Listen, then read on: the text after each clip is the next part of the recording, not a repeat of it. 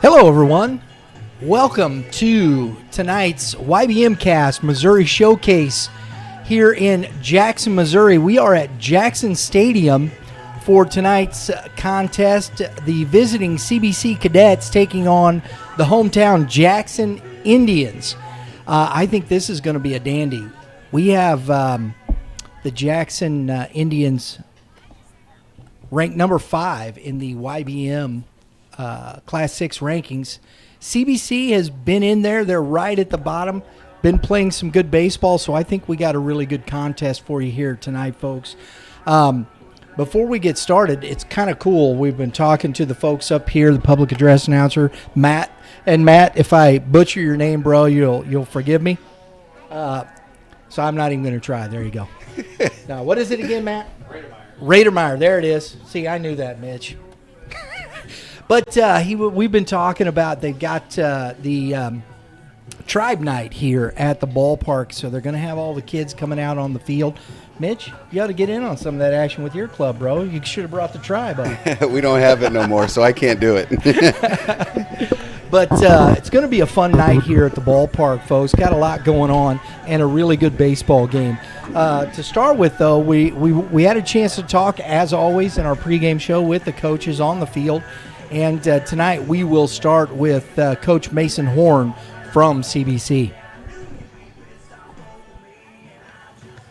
Folks, we're here with head coach of the C.B.C. Cadets, Mason Horn. Coach, thanks for taking time to join us. Of course, as always. I enjoy it. Coach, your team, you've kind of had an up and down season a little bit. You started out pretty good. You kind of hit us, and now you're starting to play some good ball at the right time. Yeah, absolutely. I think we're 8-2 in our last 10.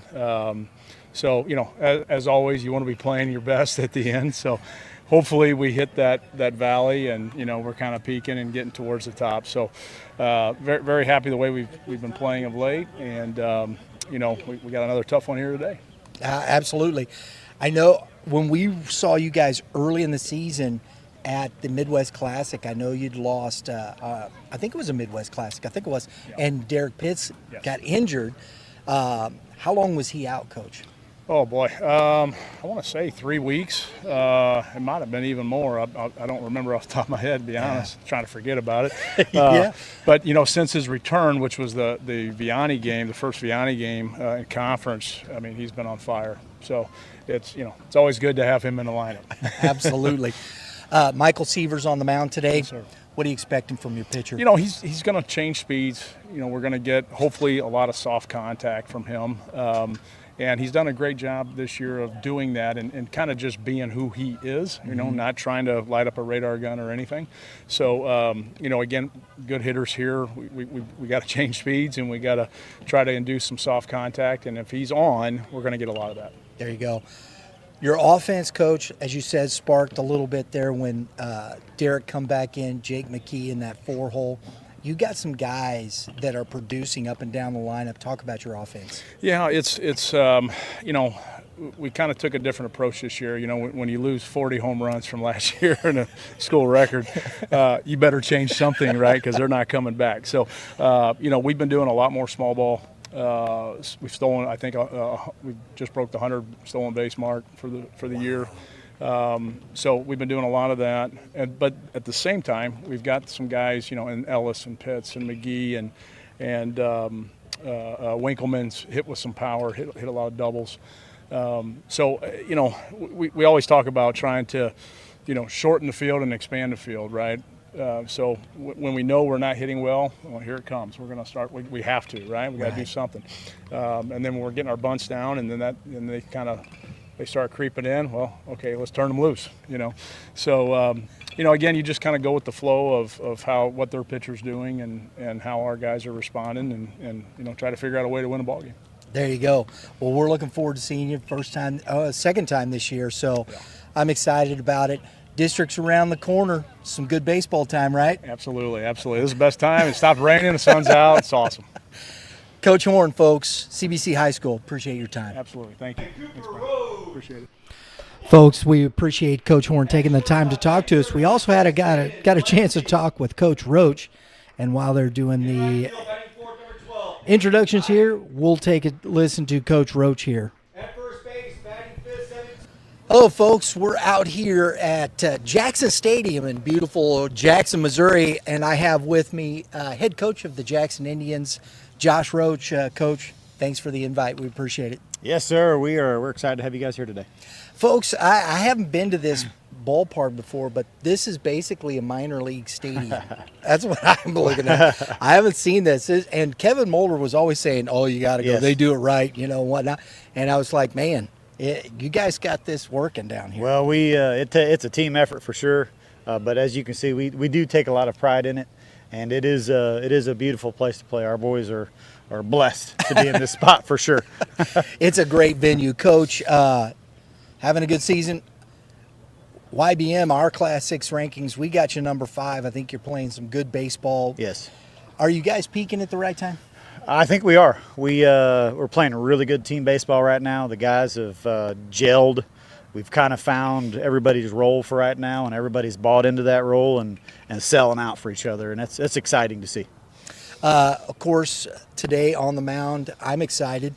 Mr. J.P. Sauer. Yes. Honestly, I have not seen him pitch yet. Okay. So I'm you're excited. in for a treat. I'm looking forward to it. Talk about your pitcher there. Oh, John Paul Sauer is one of a kind. He is coming back from ACL tear back in August in a football non-contact injury. I was actually there that day when he did it. It was the first day of practice, and I was like, why is he laying on the ground?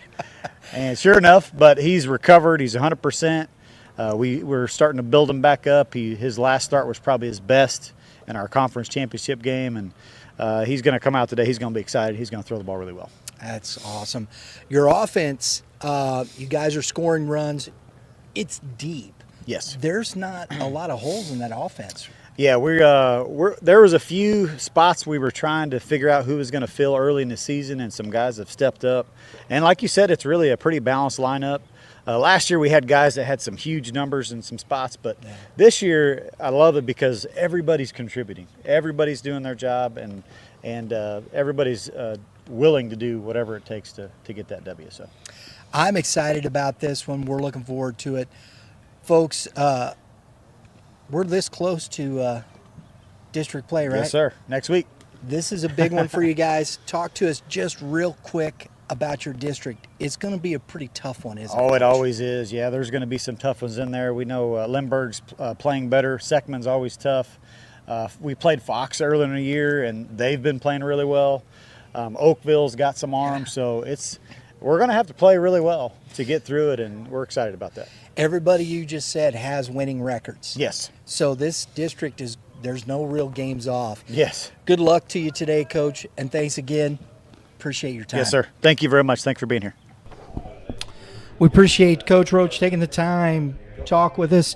Mitch, while we're getting here, these plate here, it's a little different than we're used to. This rolling right along here. Yes, we're going to sir. do our starting lineups for tonight. First for the C.B.C. Cadets. Leading off, number 9 playing right field, Connor Southers, and the 2-hole. In center field, number 3, Derek Pitts. In the 3-hole, the catcher, Logan Winkleman. In the 4-hole, at first base, Jake McGee. In the 5-hole, the DH, number 15, Tyler Ellis. In the 6-hole, at third base, Anthony Toko. In the 7-hole, playing shortstop, number 14, Bryce Edmiston. In the 8-hole, at second base, number 31, GT Taylor. In the 9-hole, playing left field, Wade Hunter. And on the mound for the C.B.C. Cadets, number 11, Michael Sievers. For Jackson, the Indians have leading off number 4, playing second base, number 4, Waylon Hale. In the 2-hole, in left field, number 10, Cooper Rhodes. In the 3-hole, at shortstop, Jaden Glency. He's number 6. In the 4-hole, playing right field, number 12, Peyton Kite. You want to put the in there, and it's wrong. In the 5-hole, at first base, number 17, Drake Weber. In the 6-hole, the DH, number 1, Owen Osborne. In the 7-hole, the catcher, Number 8, Drew Parsons. In the 8-hole, playing third base, number 22, Adler Flynn. And in the 9-hole, in center field, number 14, Garrison Brown. On the mound, we've talked about J.P. Sauer. Coach Roach said he's coming back from the injury. He's pretty much fully recovered. Coach said he looks really good. This is the Tulane product. I'm looking forward to seeing him. I haven't seen him yet this year, and it's going to be a fun one, Mitch. Yeah, and if it's anything like last year's matchup that was at C.B.C, it was a high-scoring affair. All the big players did their thing, and I'm hoping again that we see the same thing here today. Absolutely. So Southers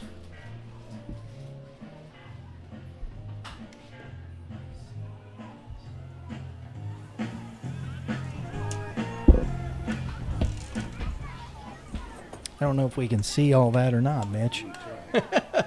Southers leading off here for the Cadets. First pitch is a strike from J.P. Sauer. Yeah, Southers hitting 350, a little over 350 on a year. Got a nice little on-base percentage, hitting with a 481 OBP. Misses outside, ball one. 1-1. Got a pretty good crowd here. I mean, look at these stands filling up. Look at this over here. You got the tables, chairs, got the blankets. I love everything that's about this park. So this is awesome. The vibe is awesome. Great. That ball is outside. Great event, and tonight we heard as we're sharing this booth with obviously the Jackson folks, and brought the little guys out, youth baseball, and recognized them today. So that was pretty cool to have a team night. 2 balls, 1 strike. Swing and a miss, strike 2. You can see why this young man's going to Tulane. He's got a good heater. 2-2 now.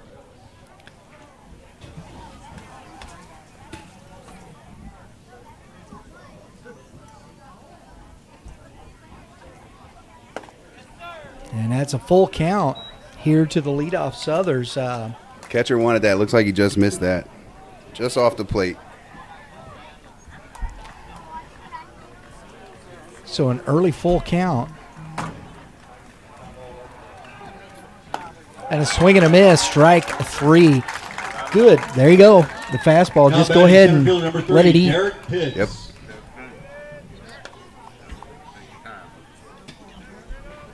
So Derek Pitts now, the Cincinnati commit, since his return, this offense has really taken off, Mitch. Yeah, they go as he goes, and we saw him against Fort Zumwalt West when he got hurt. Had to come out of that game early in the year. Sauer looks like he's feeling pumped up, Mitch. Got that adrenaline working here. I mean they had a little extra goose on that one. As he should. I mean, this is a young man that's going to a D1 school, small D1, and as is he to Tulane. So this is a premier athlete or a premier matchup right here. Absolutely.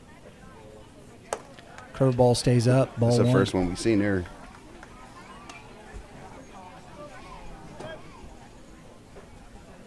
One and one to Pitts. Looks like we're straight up defensively here, Mitch. Fouled into the net. 1 ball, 2 strikes. Look at Coach Roach hustling to get the foul ball. I like this here. I like this matchup. He's shown early he's going to rely on his heater. He's only thrown 1 off speed, I think, here. So I think if I'm Pitts, I'm probably going to cheat on the heater. And if I get fooled, I get fooled. But I'm trying to sit on a fastball again. Woo! That one got away from him. This is where we talk about kind of the in-game, the situational stuff as pitcher-catcher. I think if you're going to throw a curveball there, you almost got to back it up with going from 1-2 to 2-2 with the curveball. You almost got to throw it again here. He's going deep in counts here so far to start. Another full count here for Sauer.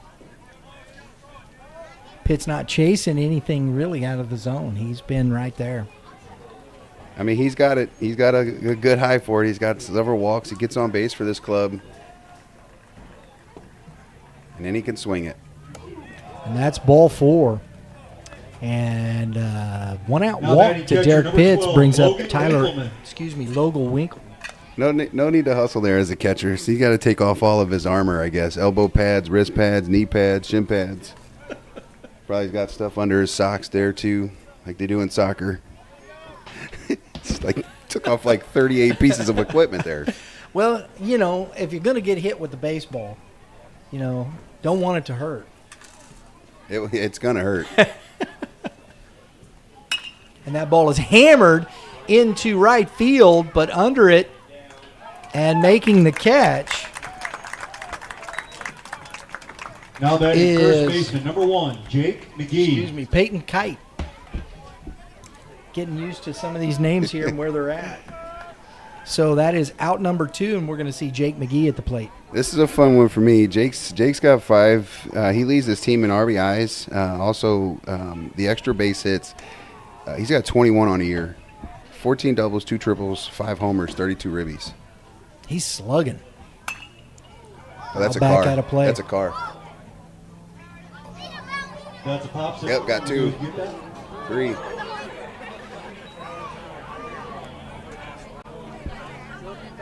I think the kid from C.B.C. wants a popsicle. He's out there hustling. Heck yeah.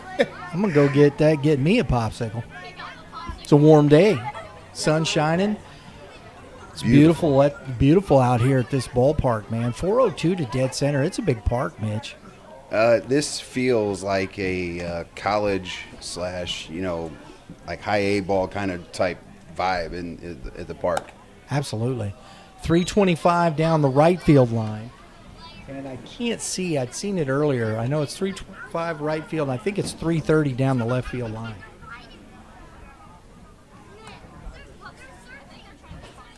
Wind's always blowing out, though, Kevin.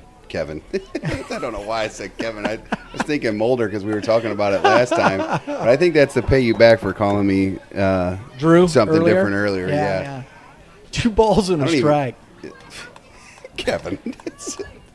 Shout out to Kevin Mulder and PBR for all these names that he makes us aware of down here. Absolutely.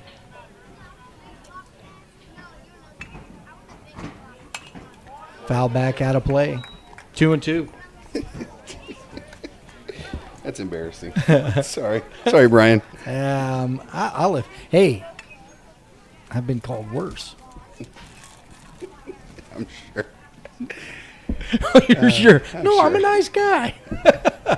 2-2, 2 outs. You have your moments. A lot of deuces here.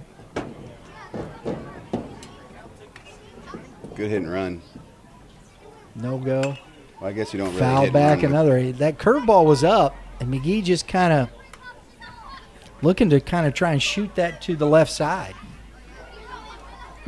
That's what I like about some of these elite level hitters is they don't really try to just put a ball in play. Like if they need to fight a pitch, they're going to try to foul it off versus trying to put it in fair territory with weak contact. To give himself another opportunity, maybe to see another curveball up or a heater right here. And that ball's away. Pitts gets a good jump to the fence, and he's at second base, and we got a full count again. Outside of Winkleman, he's gone full on every hitter here. Winkleman swung at the first pitch, so And McGee has fouled 4 pitches off. So this is a good at-bat here for McGee.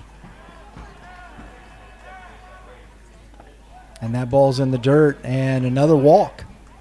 So Now batting DH, number 2 15, outs and Tyler then 2 Ellis. walks.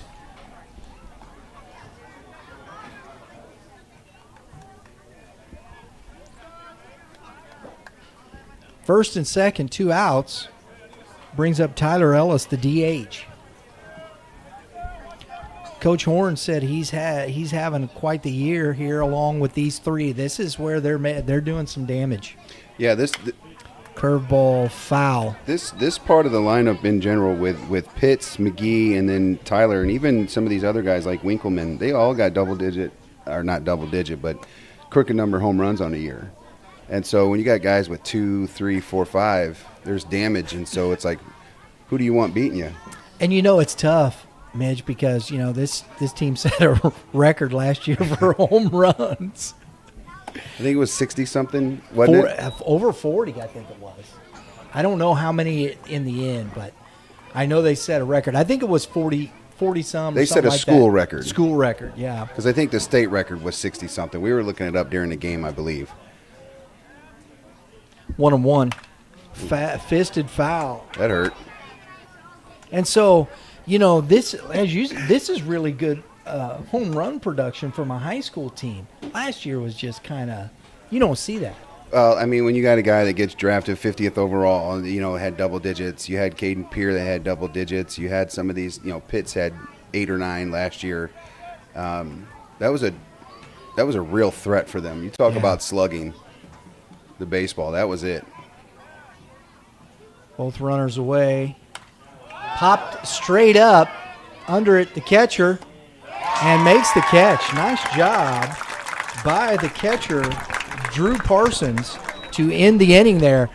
Sauer has a couple walks, but strands them. We're going to the bottom of the first inning. Cadets 0, Indians coming up. Guys, talk to us about legacy. What has it been? How has it helped you continue to grow as players? It's been really good. Practices are very structured, and the facility's really nice. We can get in there and get swings whenever we need, and it's overall pretty nice.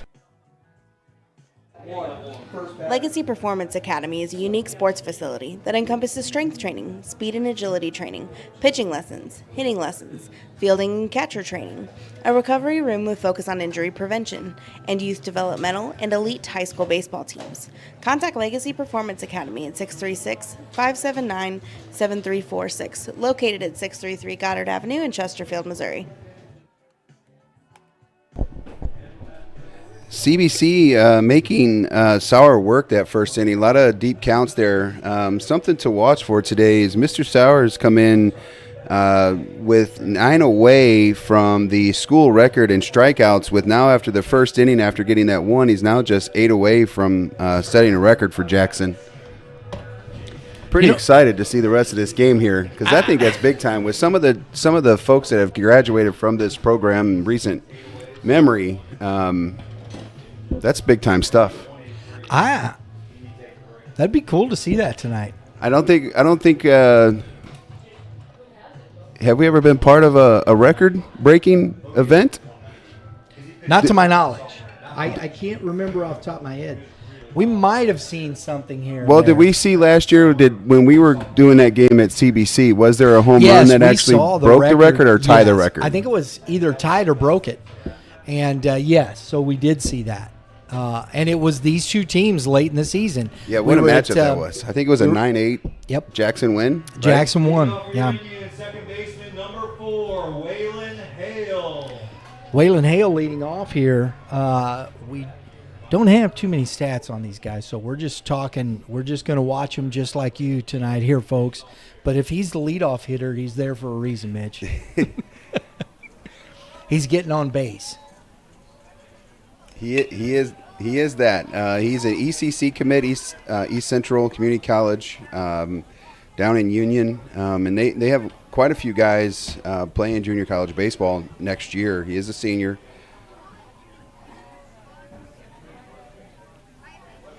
Fastball, grounded foul, 1-1. The first pitch, I understand, and the catcher just whiffs that, Mitch. I'm going to go crossed up. It's very not often you see first pitch curveball in high school baseball. Right. Of the game for them. Maybe he crossed him up, popped up just behind second base. Catch made by the second baseman. G.T. Taylor. There you go. Left fielder number 10. I don't remember GT being that tall. So I've known him now for about 3 years. His father works out of the hitting zone, and I remember him being a little thinner. Yeah. It might be his hair, but he's got some lettuce. No, what a catch by the third baseman for C.B.C. That is Anthony Toko. That ball was got to him hot, quick, and in a hurry. Yeah, and going away from him with the lefty hitter there, kind of tailing away, he stayed with it. But that young man at second base, going back to that conversation there, he puts in a ton of work in the gym. Speed stuff, weights, all of it.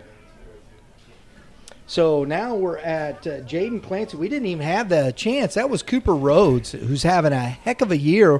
We'll talk about him a little bit here as we're going along. One of the top athletes in this state, Cooper Rhodes. Really enjoy watching him play. We talked to him before the game, and we're hoping to get him on a player spotlight this coming winter. Oh, yeah, Cooper just a junior and broke the stolen base record for Jackson. yeah, that's what they were telling me, With right? 56, and then he's obviously collected a few more since then. So he's got at least 57. Does anybody know how many he has on the season? That's all right. We know he broke it with 57. Oh, good pitch.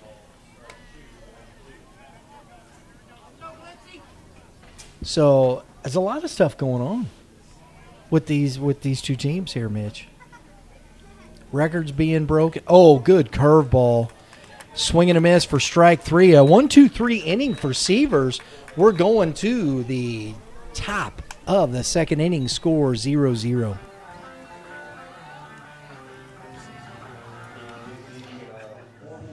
What better feeling than watching your son or daughter pitch their best game, catch the game-winning out, or crush a stand-up double? That comes with talent and long hours of hard work that got them there. That's exactly where Legacy Performance Academy comes in, matching the hours of work, drive, and dedication to help your athlete build a legacy that lasts. Contact Legacy Performance Academy at 636-579-7346 or visit stllpa.com. Sievers making quick work there of Jackson, utilizing his curveball early. It obviously seems like that's his go-to pitch tonight, or often is going to be that curveball. He's got a good one, so I'll see if how fast that Jackson can make a adjustment against Sievers if that's his 50-50 kind of pitch. It seems like he threw about 5 or 6 of them early. Yeah, and as we said, we noted that first pitch, I think it crossed up the catcher because he just whiffed and it was a curveball. Yeah. I don't know if that's what he called, Mitch. I'm not sure either. It's always interesting when you have that move there, trying to throw first pitch curveball, but maybe that's how you want to set the tone. And every inning you're going to, pitch a little backwards or differently to try to keep this Jackson team off balance. So here we go. Let's get around the diamond here a little bit with the Jackson Indians at first base, Drake Weber. Second base is Waylon Hale. At shortstop, Jaden Clancy. And at third base, Adler Flynn. And for me, that helps when I'm trying to call a game and I haven't done a lot of these names before, Mitch, to understand and know. We got Cooper Rhodes in left field, Peyton Kite in right field, and in center field, Garrison Brown. Yeah, we've been fortunate enough this year, Brian, that we have seen some really good middle infields. And watching pregame, Jackson's got just that, and they got some really two nice players up the middle. Okay, leading off in the second inning, Anthony Toko, the third baseman, made a heck of a play, fouls that down the line, out of play. Popsicle, I love it. Look at them scatter. Look at this. I love it.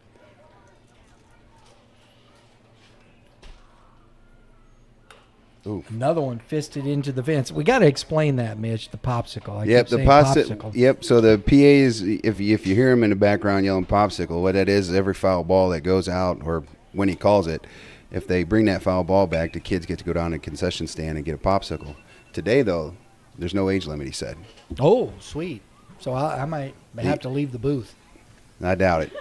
You're not beating them Ground kids. ball, the shortstop. Nice play by Clancy over there at short. Toko out number one. Toko was moving. He almost got that bag.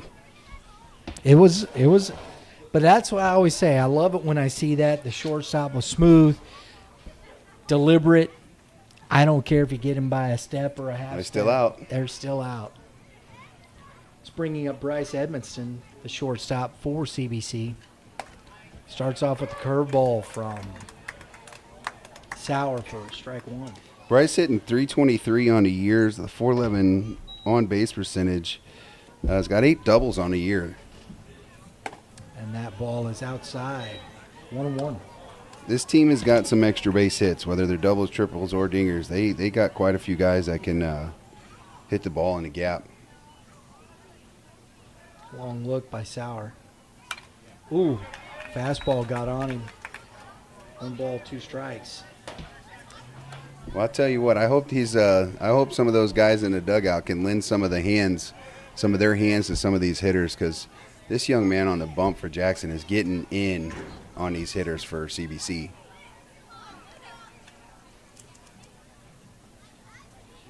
And a 1 hopper to the second baseman, Whalen, and out number 2. This up the middle combo between second Whalen baseman, and Jaden. number 31, Whalen's going to ECC and Jaden's going to St. Charles Community College. 2 really nice pickups for those respective colleges. So 2 quick outs. Didn't get as deep in these counts, Mitch. We have G.T. Taylor grounds it to the shortstop. Out number 3. So a much more efficient inning here for Sauer, letting his defense play. We're going to the bottom of the second inning, score 0-0.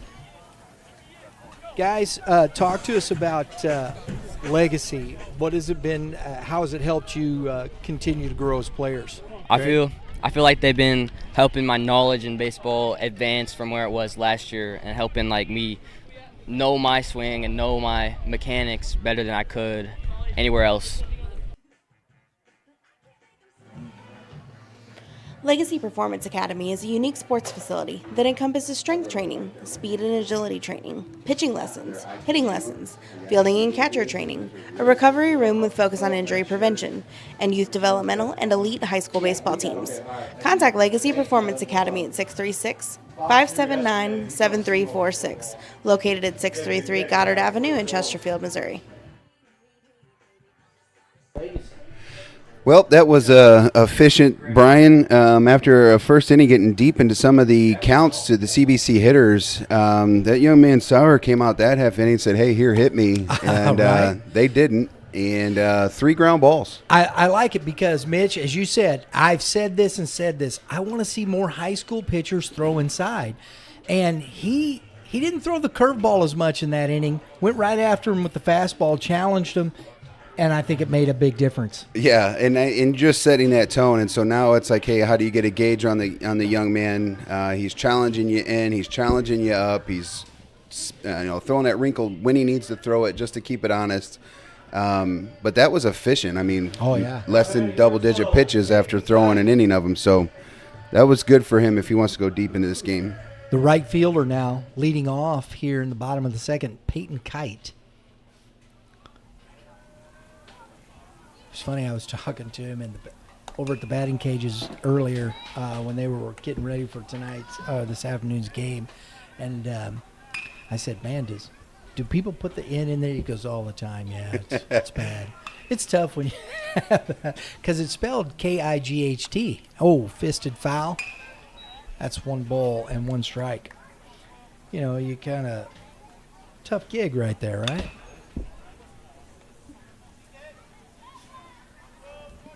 And we still got people rolling in here. Yeah, Full this- stands. Big time. I love it. You don't see this too often. Young man, he got a lot of wiggle up there. Hit That's into trouble. shallow. Pits under it. Man, that was just gliding to the ball. Out number 1. That is a fun young man. We got to see him, like I said, early in the year when he was facing Fort Zumwalt West. I know he got hurt there, but I think it was on an extra base hit. But that man can fly around the baseball absolutely. field. Next up here for Jackson, Drake Weber, the first baseman. Big, tall kid here. Takes strike 1. Couple of juniors there hitting back-to-back in that 4-5 spot for Jackson. This is a lot of good opportunities for these young kids to be a part of the heart of the lineup for growth. Little changeup misses out. 1 ball, 1 strike.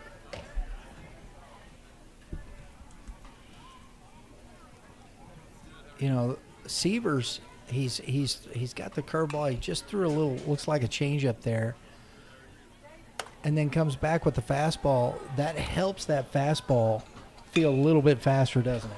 Yeah, it's always interesting. We've seen Horn do this before, where he's come in and he pitches a guy 2 or 3 innings, and then it's a kind of a bullpen committee kind of game. Lined into center field for a base hit. And the first base runner for Jackson here in this game. Now batting number 1. That's the first hit of the game. Osborne. Yes, it is. And we have Owen Osborne, the DH now, coming up. Owen here hitting in the 6 spots, going to the College of Ozarks. Oh, yeah.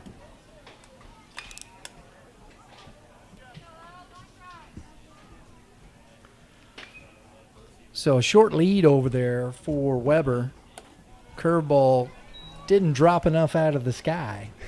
And kind of what I was saying earlier about C.B.C's approach to these games is a lot of times they'll come in here and have the committee stuff going on.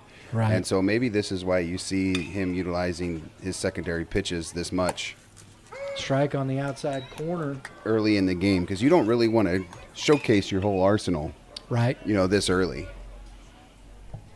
1-1. 1 out. Severs. Fastball's low. 2 balls, 1 strike. On deck for the Indians is Drew Parsons, the catcher. Drew, just a sophomore. Just a sophomore? Just a sophomore. One of the few sophomores on this team, on this Jackson team.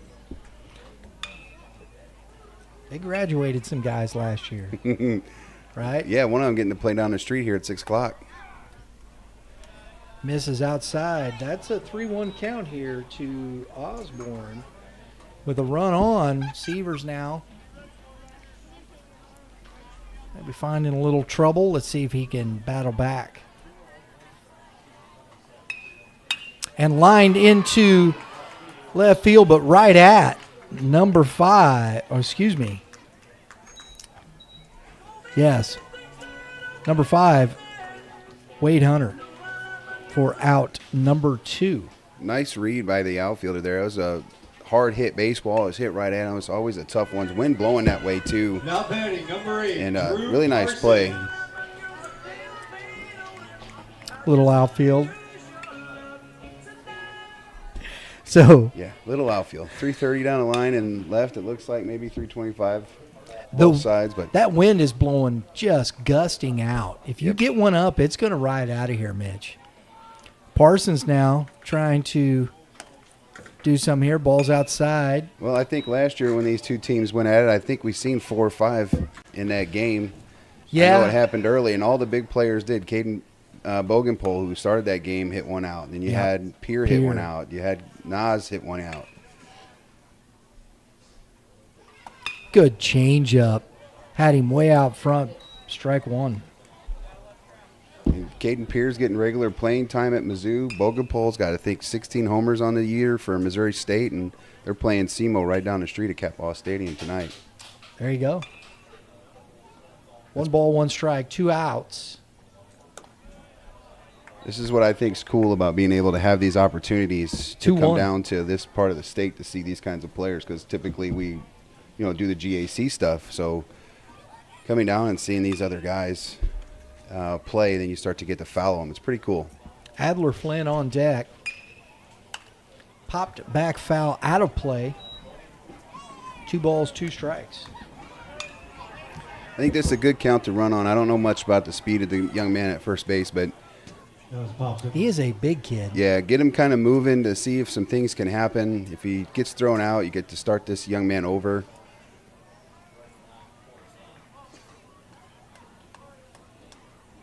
Curveball stays up.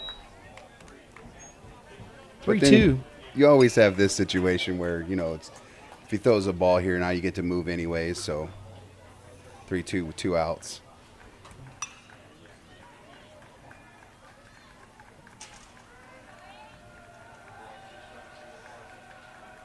Runner goes. Line down the left field line and fair ball. Foul. Just barely. It Holy looked pretty smokes. close, didn't it, Mitch? I know our direct. Woo, hoo, hoo, hoo. Well, there's no arguing, so Boy. I'm going to go with that was a foul ball, but I thought that was fair. Well, yeah, we have the better angle, don't we? I can't see that far. No, Blue was right on it. Foul ball. Tough play. But, boy, he hung that curveball and he deposited it. Well, why throw it so much here? He's got a good fastball. Get beat with your best stuff. See, and it might have been the changeup that he left up there, too. I think it was a wrinkle. It just hung. Okay. Wasn't a good one. 3-2, here we go again. The runner goes, and the fastball right down the middle of the plate freezes Parsons for out number 3. We're going to the top of the third inning with the score 0-0. What better feeling than watching your son or daughter pitch their best game, catch the game-winning out, or crush a stand-up double? That comes with talent and long hours of hard work that got them there. That's exactly where Legacy Performance Academy comes in, matching the hours of work, drive, and dedication to help your athlete build a legacy that lasts. Contact Legacy Performance Academy at 636-579-7346 or visit stllpa.com. That was a big pitch there by Severs with the strikeout looking there. Heater. That was a cookie. Let it go. We'd like to see him attack that, but maybe that's part of Severs' game plan today was to try to keep him off balance and guessing, throwing curveballs and fastball counts, throwing just kind of mixing it up, and maybe that's why you throw those pitches there. Mitch, you'd said as we were talking during the break, that's a young hitter, sophomore, right? Yep, you sophomore. Said? And yep. so, those are lessons that you learn and how you grow as a player. Situational hitting, what you're doing, what you're seeing. How many times are you going to be put in that position, and that growth is the next step in some of these guys' career, right? Yeah, the thing that I like most is if you take your opportunities and you just learn from them, and it could be the same at bat later, maybe not the same situations, maybe not the same count, but it could be a 1-2, and if you pick up on it, he could have sequencing, and you could take advantage of that stuff. I was watching the A&M LSU game the other night, and they'd interviewed the head coach for Texas A&M, storied career, and the guy's doing it there in A&M. And he said, they were talking about a couple of the hitters, and he said, I don't get on guys if they strike out. He says, because then they just start swinging at everything. He says, it happens. It's the part of the game. He says, how we deal with it, what we talk about afterward. I thought it was a really interesting approach to those things. But that's it. It's not the strikeout. It's how you approach the at bat, in my opinion, and that's what some of the things that you see a lot of struggles in young kids. They're so invested in the mechanic side of hitting, they don't know the mental side of it. Gotcha. And you go out and you get a strikeout, it's not wrong, it's not bad, right. Because it's a learning opportunity, in my opinion. That's a key. And leading off for C.B.C. here in the top of the third inning is Wade Hunter, and then we're back to the top with Connor Southers and Derek Pitt. So going back through the order again here, Mitch. Yeah, this young man's hitting 300 on a year. I think most of their hitters are. You saw NGT earlier is hitting just 233, but he leads the team in homers. And he's getting regular playing time. He's got 6 on a year. You know what I mean? So they have a lineup that can swing it. This young man Sauer is obviously stepping up to the task so Absolutely. far early in this game. I want to see how he comes back out here, if he goes back to that fastball and just really challenges these hitters. There it is. Boom. Yeah, watching his half inning here in his warm-ups, he had kind of gone to that curveball quite a bit. So I'm going to assume that he's trying to get a feel for it, and he start mixing that in a little bit more. Forget the curveball, Ricky. To the next hitter. Give him the heater. 0-2. Here it is. See if you can hit it. I think that was a change. He changed his mind. Shakes off the catcher. A little long look here.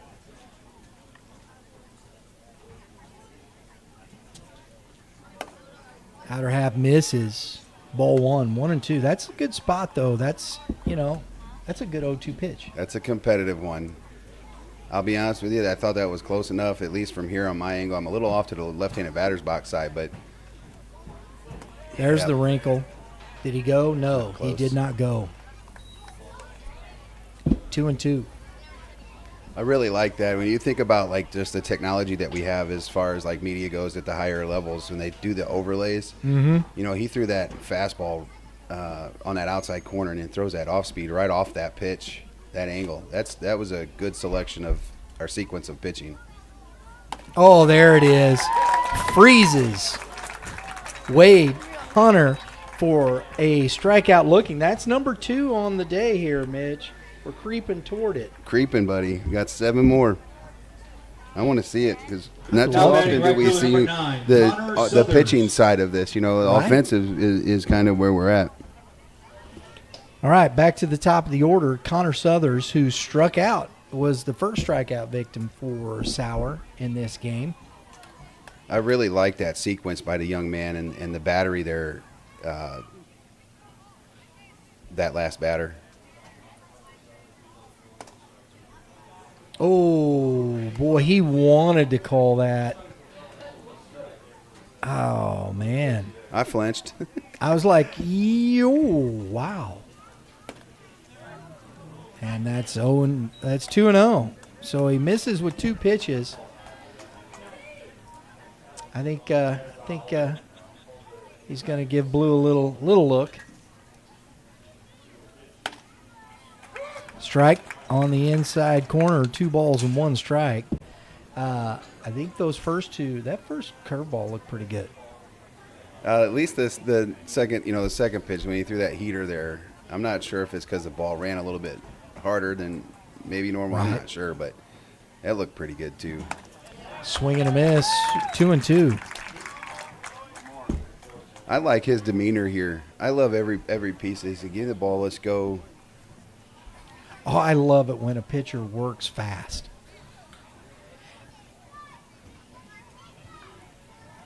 And That's just a- blew him that's a away. changeup. I think that was a changeup.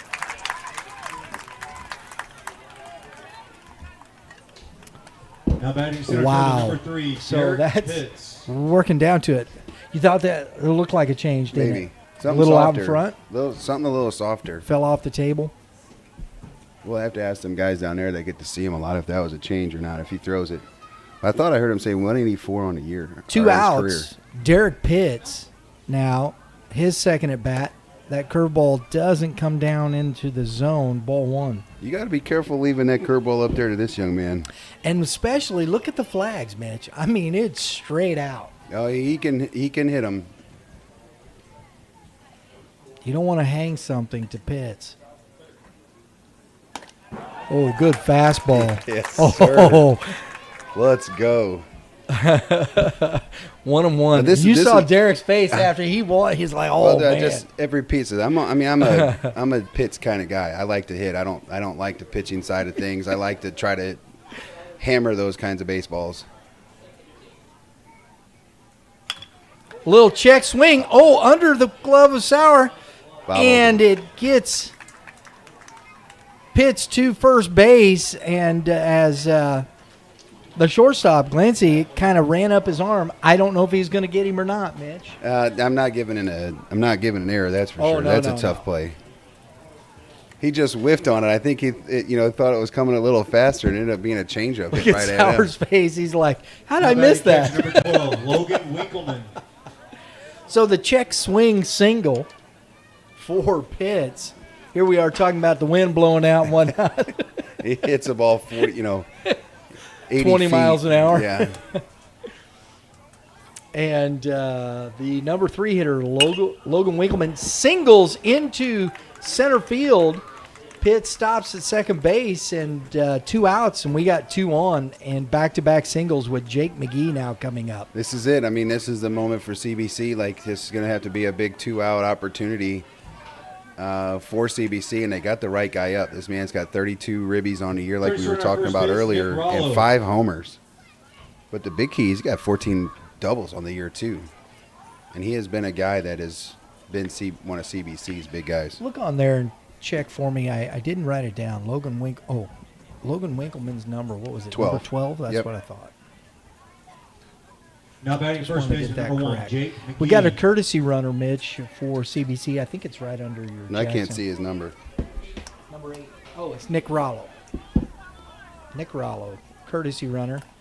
And that ball's away from the catcher. big. Both runners are going to move up. That's big. That's a tough spot right there. You know, sometimes you talk about it's better to be lucky than good, and you think about Pitts's Check swing there? Yeah. you know, and get lucky there. And Sauer's got to do a good job of not letting him let that affect him.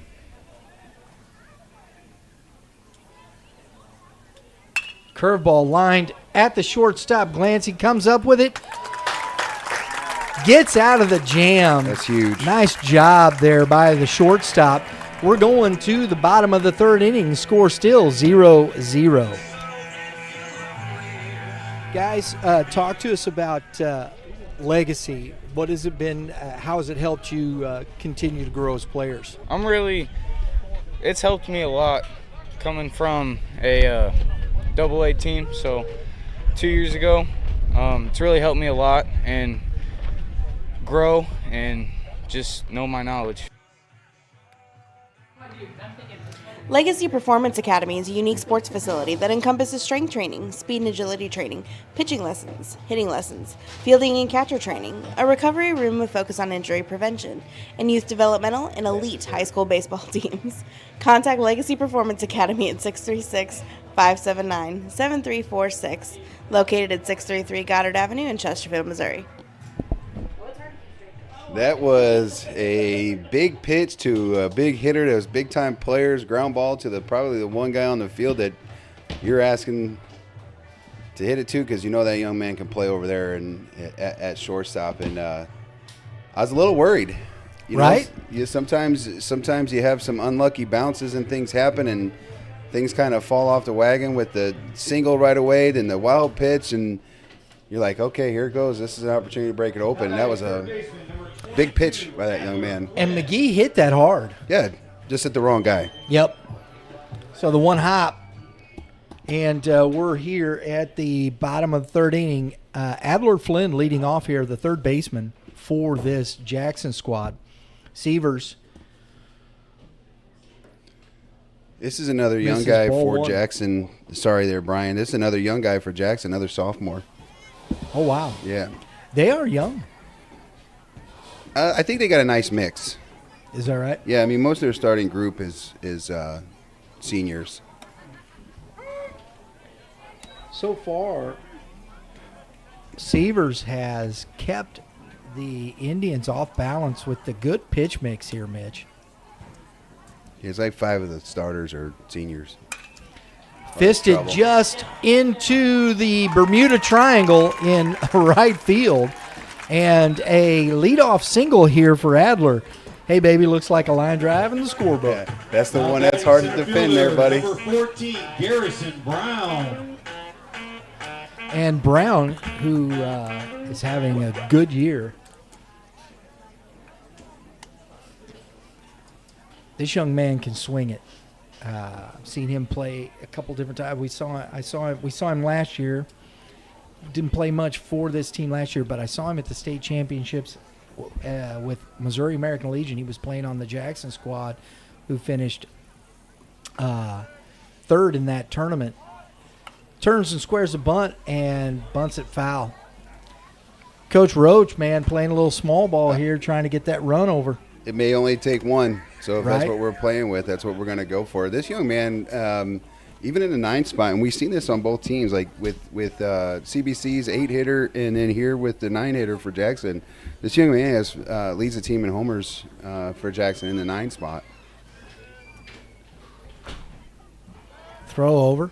A little more courtesy throw over just to kind of see if Yeah, he what you committed. doing? Right, what's going We'll on see here? if the hands of the batter drops or not.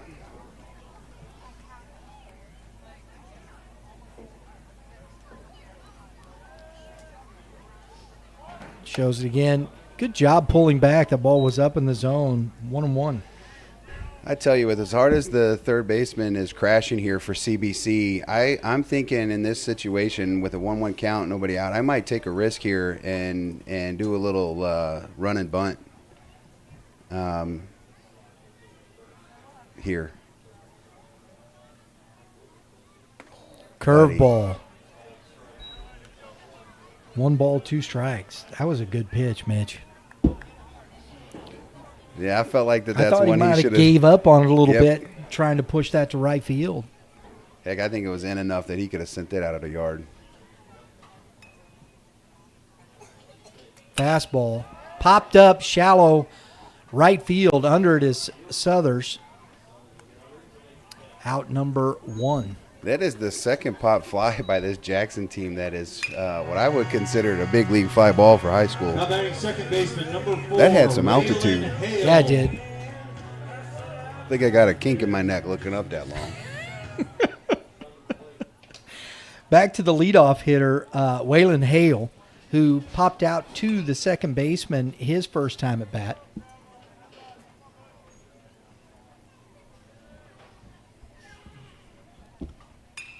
See if throw over. Coach flashing the signs.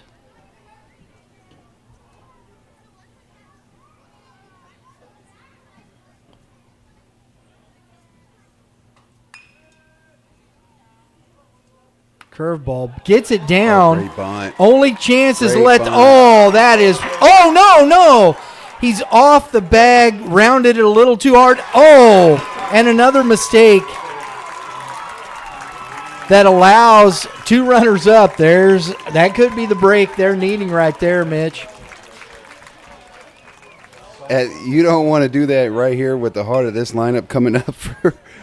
If you're CBC, Coach Horn's coming out. I'm not sure if this is a change or not. He might be coming out talking about a situation. Absolutely. That's tough. It just goes off the glove of the third baseman, and they had Adler Flynn dead to rights. Yep. And so this is the thing that we talk about is I want to just make sure that we see this because the bunt had happened, but the base runner going from first to second did not look for the baseball and find the baseball. So when he rounded second base aggressively, he wasn't really, prepared on what play to make. So I think that's why it's important that when we're running situations like that, if it's a bunt for a hit, follow the baseball until you have to put your head down and run. Because there was no shot. No. Absolutely no shot. It was a heck of a bunt. It was going to be a tough play either way. He did the right thing by going right back. He fielded it. He saw that it was going to stay fair, so he picked it up and ran right to the bag. Cooper Rhodes. So here is the guy you don't want to see with runners in scoring position if you're the opposition. But Cooper Rhodes having a heck of a season, breaking the stolen base record for Jackson here. At the plate, left-handed batter, just a junior. Just a junior. Big spot. Infield is in. They're kind of even at the bag up the middle here, Mitch. Yeah, it's kind of that halfway, I guess, if you're the infield. If it's, I guess you're assuming one of the hard-hit balls. I mean, I'm not sure the wheels at the young man there at third base, but you see this a lot by our St. Louis schools. Takes a ball. They tend to play when there's just any time, no matter what the situation, it seems to be, runners in scoring position, they're playing in, like, right away. 2-0, 2 Rhodes. Long look by Severs. Grounded to the third baseman. Toko up with it. Out number 2. That's a good play there. Looks back the runner. And that's a big out for Severs right there, Mitch. Now batting shortstop. That's massive. That's a big time play. Got the soft contact. Yep. Because now that you got 2 outs, it feels like you take a little bit of a breath. Obviously, the pressure's still on CBC. And, in the interview when we were talking with Coach Horn before the game, that's what he talked about with Severs was all the soft contact. Oh, and he hits the batter. He hits Jaden Glency, the shortstop, So that's going to load the bases. Right fielder, number 12, Peyton Kite. It's always tough to hit the number 3 hitter, and he's like, bases loaded. Let's go face the 4 hitter. Not exactly. Why not? I Peyton would recommend. Peyton Kite, the number 4 hitter, bases loaded, 2 outs, big spot. Popped up, shallow left field. Under it is the shortstop. Makes the catch. Edmonston, a little communication there, but the catch is made. 1 pitch, and they're out of the inning. Wow. The Indians strand 3. We're going to the top of the 4th inning. Score still 0-0. What better feeling than watching your son or daughter pitch their best game, catch the game-winning out, or crush a stand-up double? That comes with talent and long hours of hard work that got them there. That's exactly where Legacy Performance Academy comes in, matching the hours of work, drive, and dedication to help your athlete build a legacy that lasts. Contact Legacy Performance Academy at 636-579-7346 or visit stllpa.com. That young man over there at third base, in Anthony Toko, just a junior for CBC, made a nice little play there on the soft contact by Sievers. Looked at the runner, saw him back, threw across the diamond.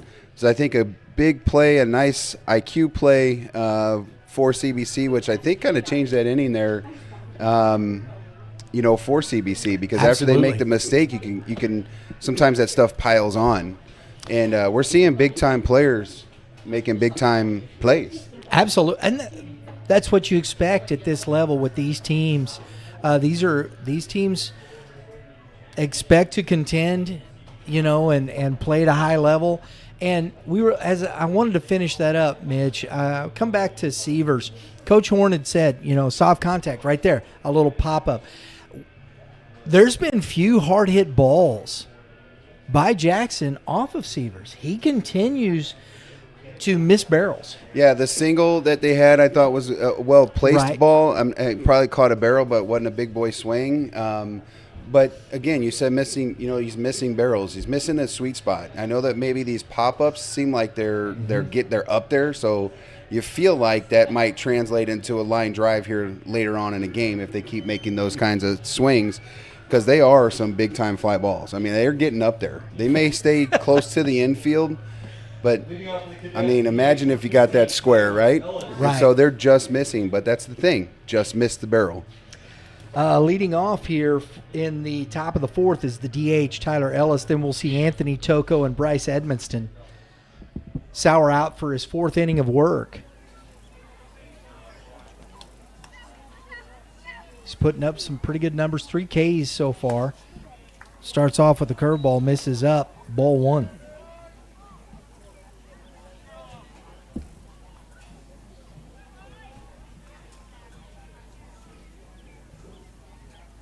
Ground ball to the shortstop. Glancy comes up firing. Oh, and he can't pick it. And the base runner reaches on the air. So Ellis on. Anthony Toko. We'll see what CBC does here. Last half inning, you had Jackson playing the bunt. It looks like Jackson's expecting the bunt here with the third baseman in. Toko grounded to the shortstop his first time at bat. I think you're going to see a lot of small ball at this point. Somebody's going to just try and get a run. A lot different, I should say, than last year's game between these two. Right. The power game was on full display. Yep. And there's the bunt. Third base is open. Third base is wide open. Nobody's paying attention. That's bad. Oh, there you go, Sauer. That's bad. Coach Horn is furious. That's bad baseball. It's bad baseball running. Sorry. And I got fired up. And Coach Horn is telling him, you should put the pressure there. This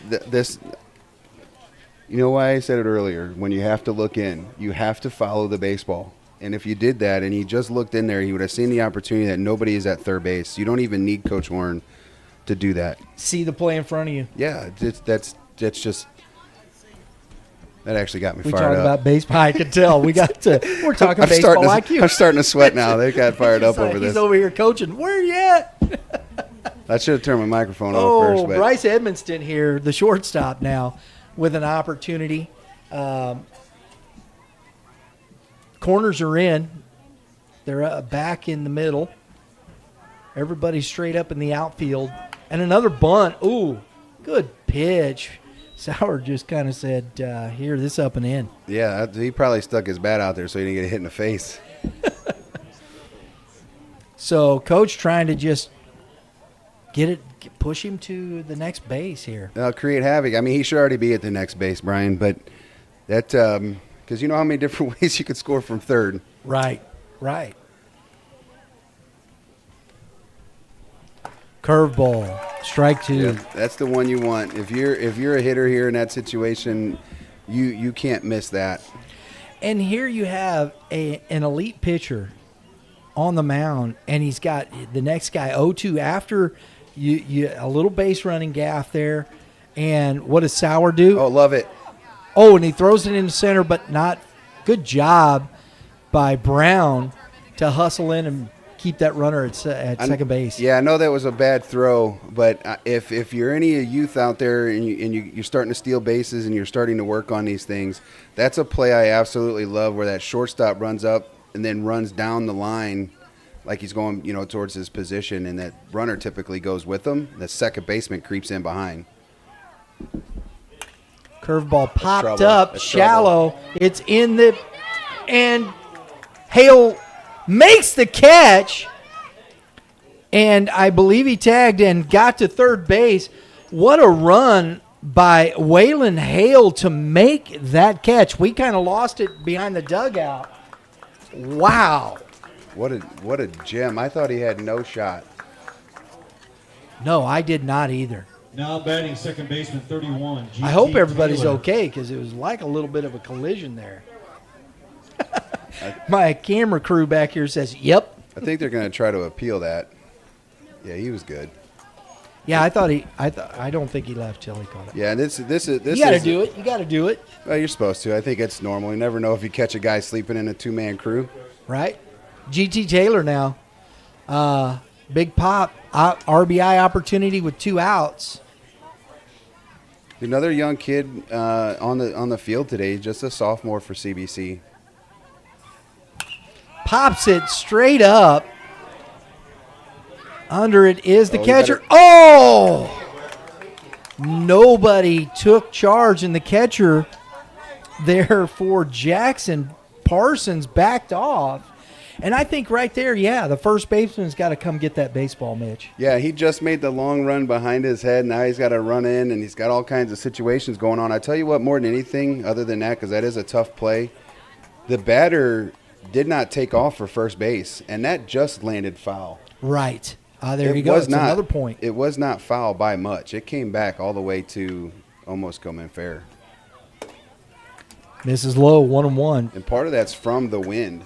That Right. ball got up there. It might have been way over here And by it the stands. pushed it Just back. with Yep. the back spinning head and everything. Man, we've seen some craziness the last few innings.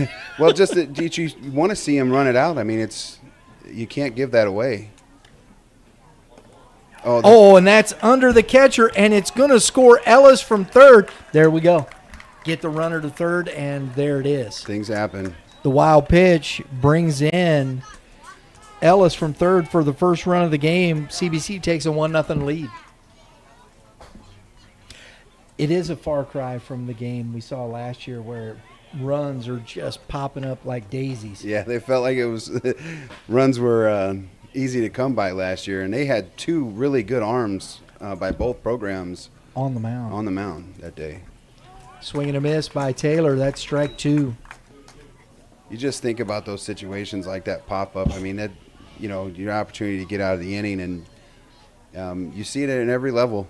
If you give them extra outs and free bases, Absolutely. a lot of things that bad happen after that.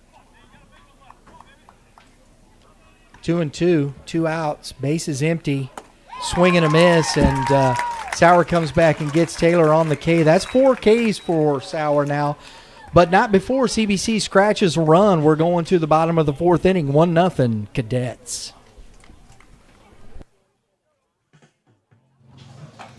Legacy Performance Academy is a unique sports facility that encompasses strength training, speed and agility training, pitching lessons, hitting lessons, fielding and catcher training, a recovery room with focus on injury prevention, and youth developmental and elite high school baseball teams. Contact Legacy Performance Academy at 636-579-7346, located at 633 Goddard Avenue in Chesterfield, Missouri.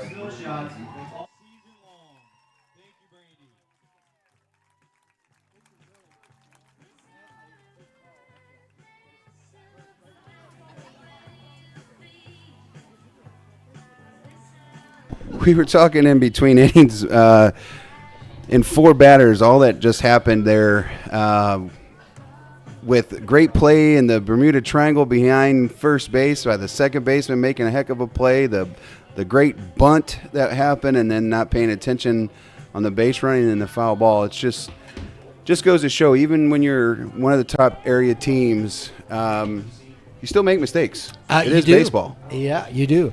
And Sauer picks up another K, gets him closer to the strikeout record for these Indians. So Seaver's back out for the 4th inning. He's been good. And let's see, we got going here number I think I'm in the right spot here. Yeah. Peyton Kite. 17, first baseman, Drake Weber. I missed that, Mitch. I messed up because it was Mr. Kite who was the third out there. I wrote it in the wrong box. My fault. It happens. Peyton Kite. I called you Kevin earlier, so there's that. My business partner's Kevin, so shout out to Kevin Weisenborn there. There you go. Ball 1 to Kite. Plays right field for these Indians. Big, tall kid.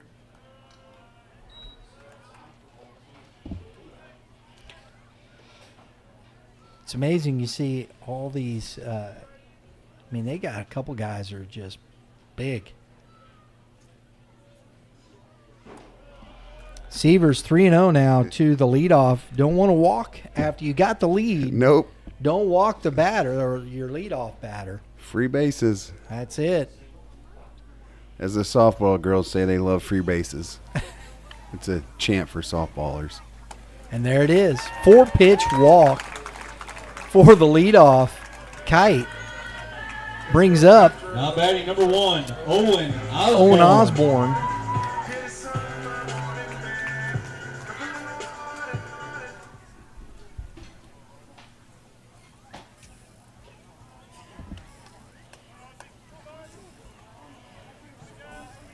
Osborne, he lined out to left field. He hit the ball pretty hard and lined out to the left fielder. Squares the bunt, takes ball 1.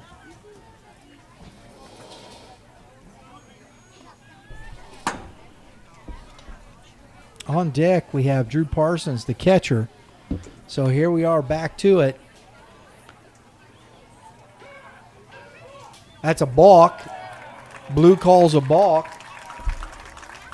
I'm not quite sure what he was calling there, what he saw, but Horn not saying too much here. I think he's saying he kind of wiggled towards first base, or just kind of leaned toward first base. So yeah, I'm not sure what he was doing with his hands. He's kind of saying maybe it was separation or something. I'm not sure. Separated, right. Put back in. I don't know. I didn't see it.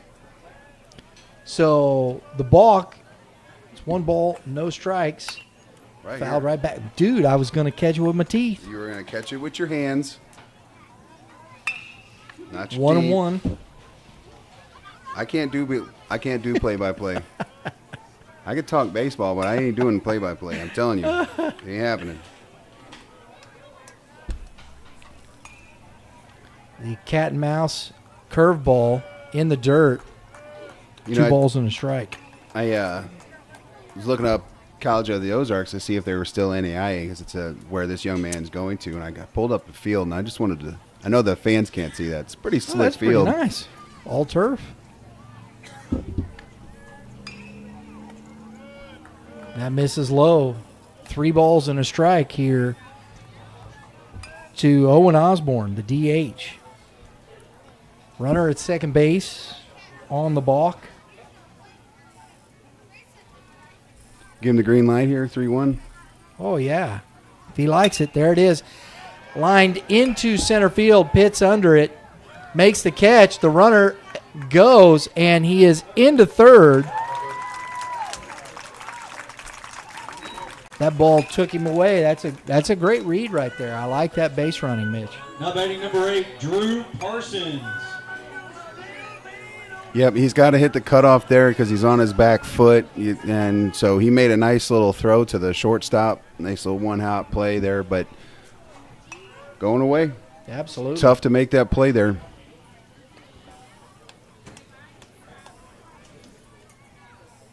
Parsons, the catcher, he struck out looking his first at bat. There's that runner at third with less than 2 outs. Important opportunity here for the Indians to get this game squared. This could be good, big for this young man. Again, another one of the few sophomores that you have. I say another one like there's a whole lot of them playing today, but infield is in. Middles are kind of even, halfway. Here comes McGee charging, and the ball is taken. I'm not sure if he just took a chance there, but he took off running before even any move was ever made by the base runner or batter. He just went for it. It looks like Goldschmidt, man, right? Goldschmidt does that. And no go. 2 balls and a strike. I like the gamesmanship here by kind of both teams. I'm not sure if McGee kind of picked up on something or if there was a cue. He just said, I'll take a chance. That was interesting.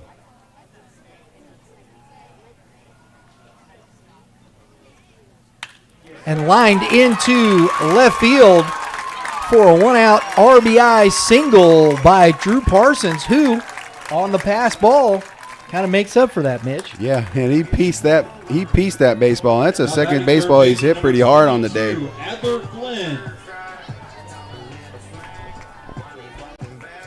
So an RBI here, and here comes Coach Horn out to talk to Sievers.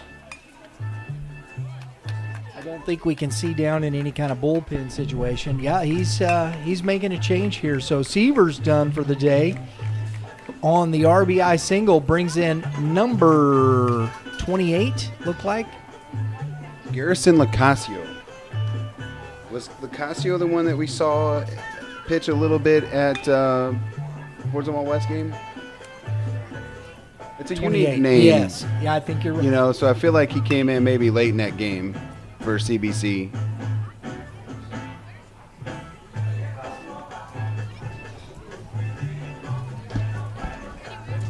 So while we get a warm-up here, Mitch, I'm going to get you some numbers on somebody found a driver's license. But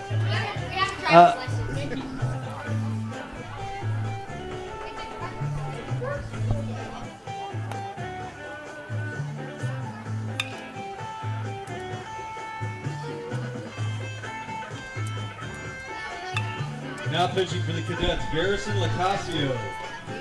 Lacasio has 11 appearances on the year. Only 6 innings pitched for them. Is 1-0 on the year. If your last name is Thurston and first name is Jacob, I may have something you want in the press box. Yeah, Lacasio's got an ERA that's double digits, but we saw him in the West game, and he pitched relatively well against Fort Zumwalt West in that game. And sometimes when you have just a few innings pitched, it's one of those things where, you give up a couple runs and your ERA is inflated. Leaving the stadium.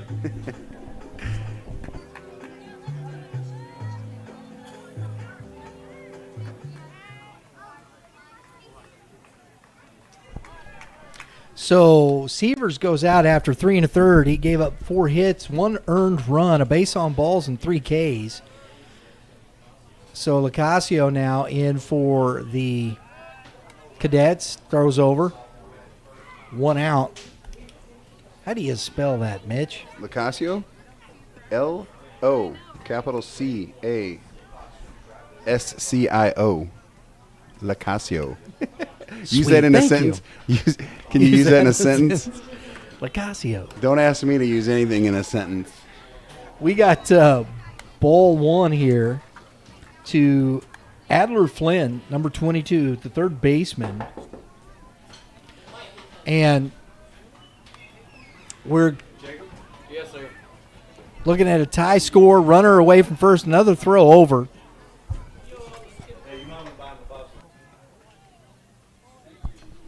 And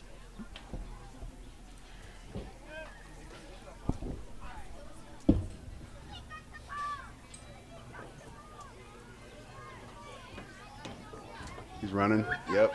He was. He had him leaning, but he's back in. They're going to push the envelope. Now that they tied the game here, they're going to say, hey, let's go for it. Let's push, see what C.B.C. can do here, moving parts.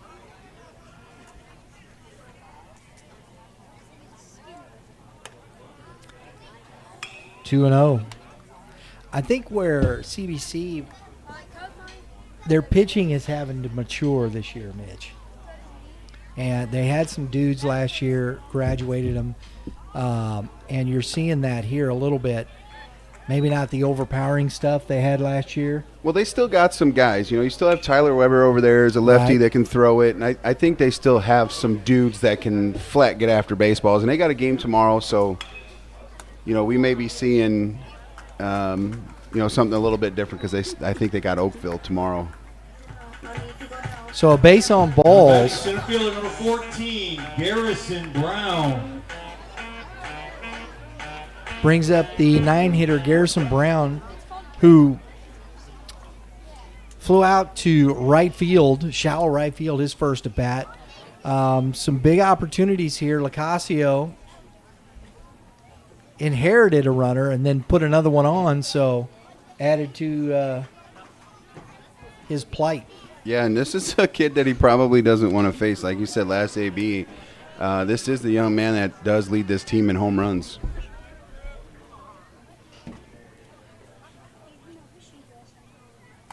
And that's ball one. You don't have a real good feel for that off speed. No, because he is missing badly with it.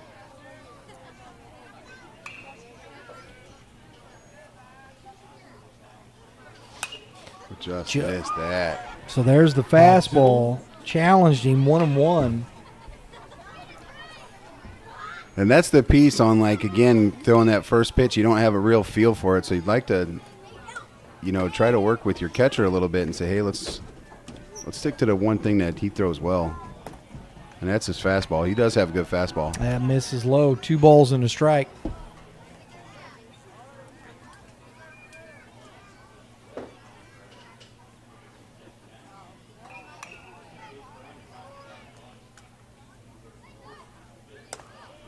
Fastball misses out. 3 balls and a strike. So Locascio coming in, struggling.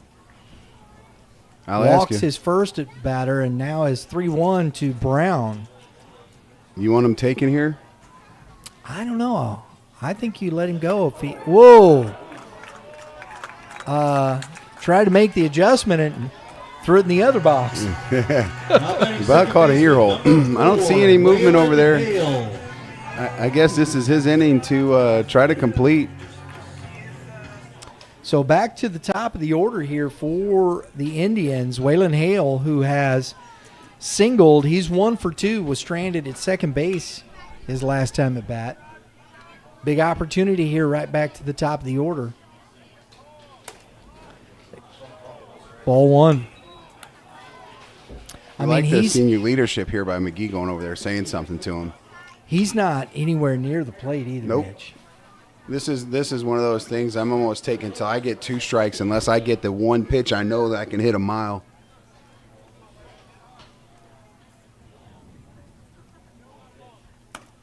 Fastball outside. Yep. Ball 2. It doesn't come off my shoulders. I can tell you that right now. Absolutely. You make him throw a strike. Yeah. I mean, You know, this is one of those situations, though. He's going to make it. I think that's. Yeah, he's going to make that middle of the AB. You don't usually see that often, but there's not a ton of confidence there.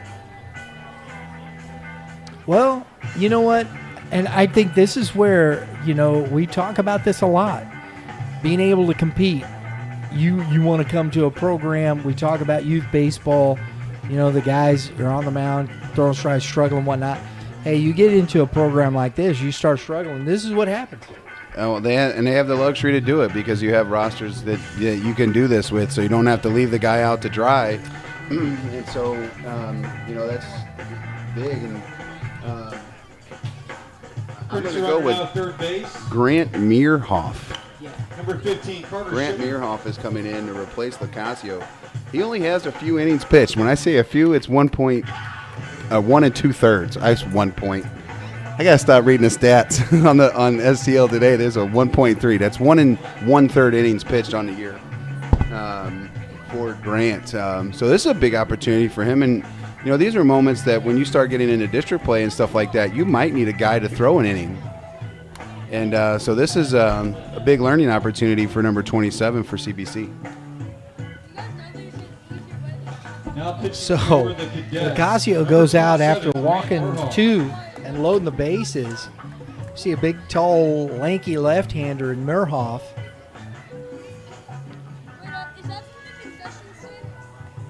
And he's got to face we're still in the middle of, that's right, it's 2 balls. Yeah. And so this is a big spot. CBC's got to try and stay in this game. Folks, while he's warming up, we're going to take a quick break. We'll be right back. For station identification.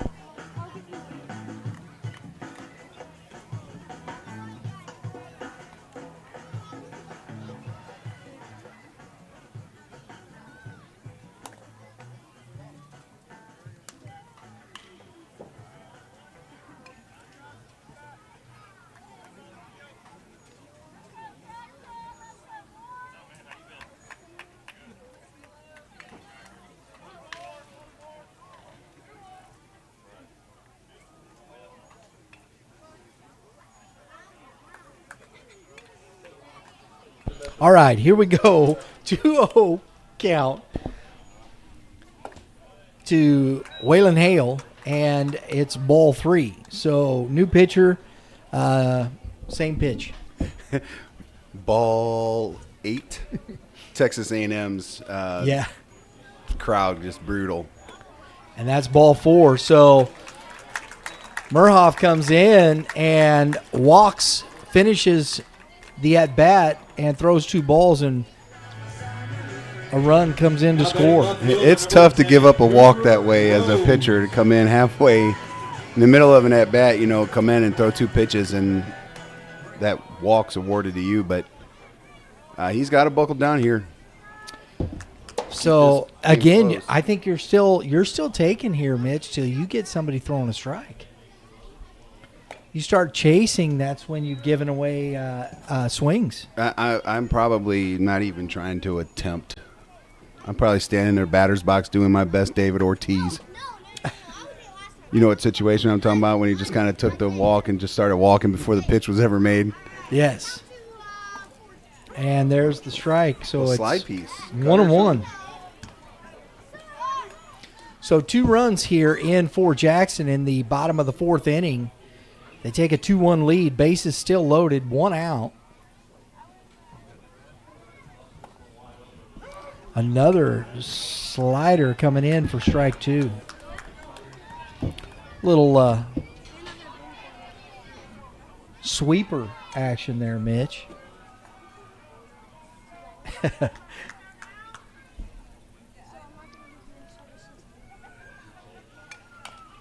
And grounded off his foot. It reminds me, I was watching the Dodgers game last night against the Marlins, and Yarborough comes in to pitch in relief because Walker Buehler came back last night. He's back, pitched well. But Yarborough throws that big O sweeper, and Oral Hershiser's calling the game right there. He says, yeah, you could sweep the whole floor with that thing. A lot of horizontal movement. It was hilarious. I don't watch the Dodgers much. I watch mostly the Memphis Redbirds play.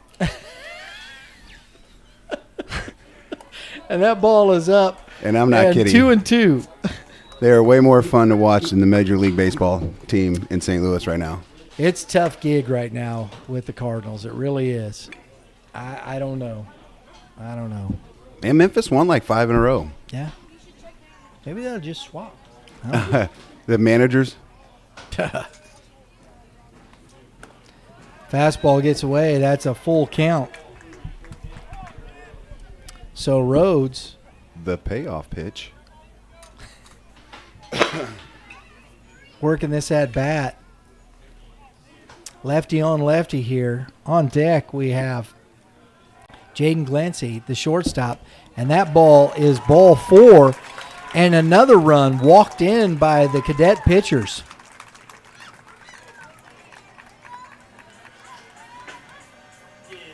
You got another one happening. Horn's coming back out. Oh, man. He is not happy either. And he's taking the ball. I've played a lot of baseball against Coach Horn, and I think there's a couple of moves being made here. Yeah, it looks like McGee is taking off his first baseman's glove because McGee was a lefty pitcher. He had the elbow injury, and, he's been playing mostly at first base. We haven't seen him a lot on the mound, but here he is. Yeah, it looks like he's taking off his wrist wrap, so I'm going to go on a limb and say that he's coming in. So, Coach Horn's just looking for somebody to throw a strike. Something. The free pass is not fun to watch. Start doing the cha-cha around the bases. And by the way, we were talking about in between innings, we were talking about how the Dodgers last night hit the long ball. And I told him it didn't matter because the Phillies had the best record in baseball. And he said, no, they didn't. No, I know that. I know You that. said no. You said the Phillies are the best team in baseball. Best. I know they have the best record, but that doesn't mean they're the best team. Technically, they're the best team in baseball. No. 25-13. How do you get the best record without being the best team at the current status? The Baltimore Orioles are the best team? The only reason, if we want to talk about this, you get Walker Buehler back. You're going to get Clayton Kershaw back. You're going to get Bobby Miller back. Evan Phillips just went on the DL. They got Blake Trinan back.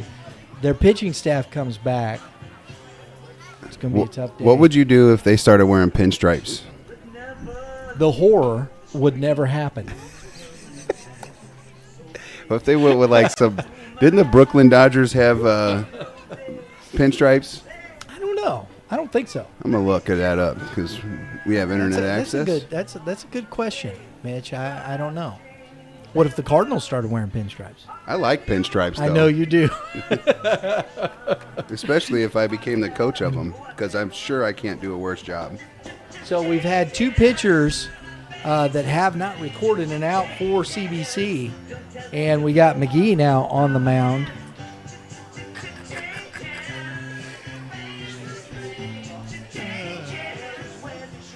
And we're trying to get all the white stuff off his wrist here.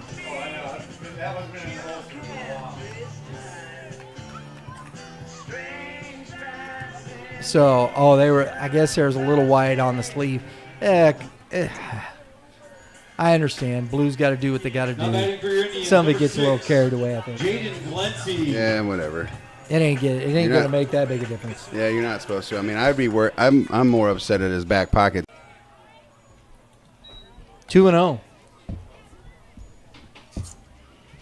I mean, he's been over at first, didn't get a lot of warm-up pitches. I mean, I know he's been throwing, but it's a tough spot. Yeah, I mean, this is not an easy team to come in, bases loaded. And Jake's got some innings on the year. He's got 6 2/3 innings on the year. I was only giving up 1 earned. He hasn't given up a walk yet. And he's down 3-0 here. Is he green-lighted 3-0? Not yet. I might even take 3-1 here, Brian. He ain't gonna throw nothing but fastballs. You can cheat. Yeah. And there it is, flied into right field, back, and it's drifting back, makes the catch. The run's going to score. Everybody moves up one. Good job by Cooper Rhodes. Seeing the right fielder having to go so far back there, tags, and gets to second base. Yeah, I liked all that all the way around in general. So everybody tagged because they saw the outfielder going back. So he's going to be on his back foot to throw. But then he also, for the right fielder, for the high IQ, not trying to throw to 4, he tried to get the out at second base. So he threw through. I like that all the way around by both teams. So the RBI sac fly for Glency brings up Peyton Kite, who's 0 for 2 today. They're still 2 on, a 4-1 lead here for the Indians, and quickly 0-2. I think McGee's kind of found his groove a little bit there. Well, he was always, going as a freshman, he was always one of those kids that were looked at as a high-profile athlete going into C.B.C. as a freshman. And a swing and a miss. So 3 pitches and strike 3, and Kite goes down, but not before the Indians plate 4 and take a 4-1 lead. We're going to the top of the 5th inning. REP has a full marketing team focused on the micro business owner and entrepreneur. Digital marketing at a professional level should be accessible and affordable to the micro business community. Our team is here to provide that for your business. Contact Red Earth Productions at 636-400-3199, located out of O'Fallon, Missouri.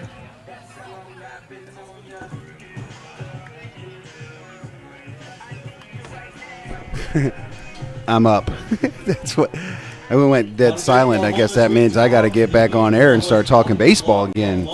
That was a tough inning there for CBC's pitching staff to come in relief, give up a few walks, and we talk about it often, is the way that you win high school baseball games is do not give up the free pass. Walks, errors, hit by pitch, you name it. We're not giving up the free bases. So Jackson was able to take advantage of the opportunity with taking pitches from CBC. So let's see here how you respond. I think the one thing that you always talk about is win innings. And going into the 5th, down 4-1, they need to win this inning, the next inning, and the next inning if you're CBC trying to get back in this ball game. Sauer sat for a long time there, Mitch.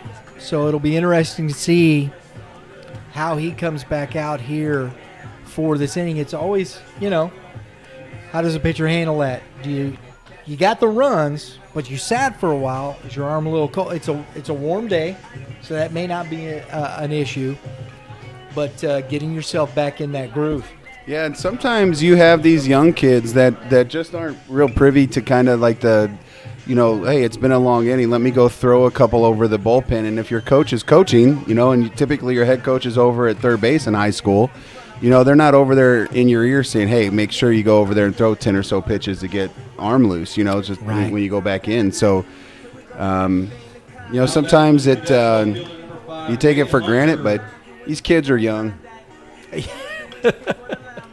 He's probably still got those adrenaline flowing and good opportunity to beat a good CBC team.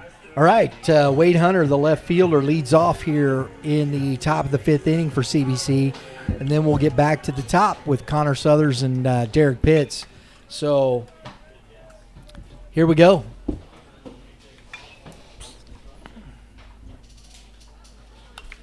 Fisted foul into the net, strike 1.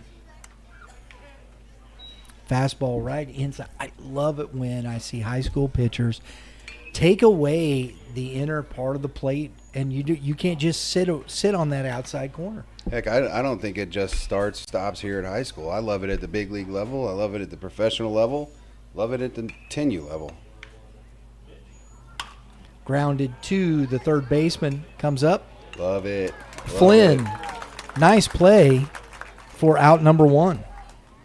We talk about it all the time is when you get rolled ground balls, you go get them, and when you have a bouncing ball, you evaluate the hop and then make your decision. And that's what he did. He saw the hop, he froze, read it, played through it, and made a nice throw there to first base.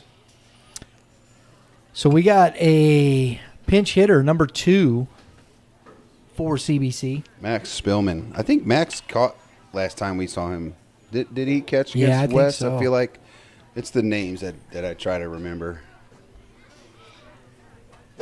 hitting at the top of the order for Connor Southers.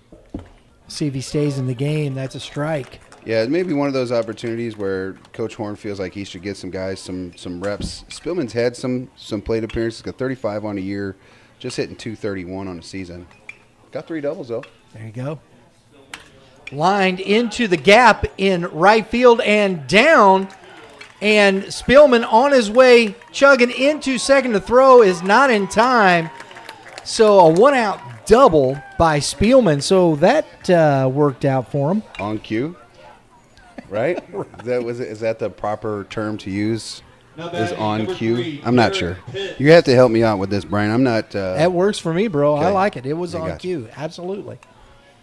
That's his 4th double. He's had more doubles than he does singles. So. Brings up Derek Pitts.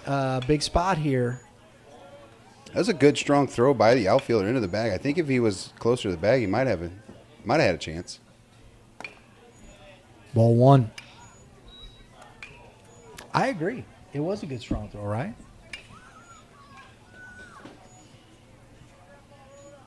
Spillman away from second. Ooh, buddy. Good pitch, strike 1. Ooh, buddy. He's had 2 of those pitches today to swing at, and he has not swung at that pitch.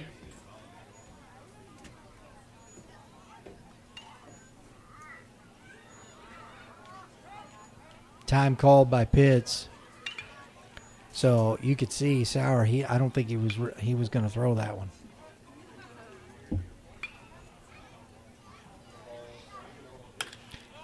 Little flare to the second baseman. Hale catches that for out number 2. So got in on his hands, Mitch. Yes, sir. He's going to have to borrow something from his From teammates because that one probably hurt. You know, this is the thing is we talk about green light hitting. You know, it's a yes, yes, no kind of the whole routine. And when you see young people take at bats or when they take pitches and they don't move, it's you never really get your timing down. So you like to see young people take active takes. Winkleman at the plate. He is 1 for 2 today. Takes ball 1. I think that helps with the timing, you know, of your at bats. And you know, like when he took that pitch right down the middle of the plate, he didn't attempt. He was never on the go. Curveball misses outside. 2-0. That curveball had some run away, didn't it? Jeez. Is that more of a slider there? It looks, our angle's kind of tough to tell. That looked more like a slider, doesn't it, Mitch? I gave it a slider, yeah, for sure. Ooh, good pitch. Strike 1. That was tight. Had good late break. It's like kind of like you know, when you think about different types of sliders, and you think about like when Giovanni Gallegos is on, like he has a more vertical slider where other guys have more horizontal movements. Fastball, strike 2. So Sauer quickly back in this count, 2-2. 2 good pitches.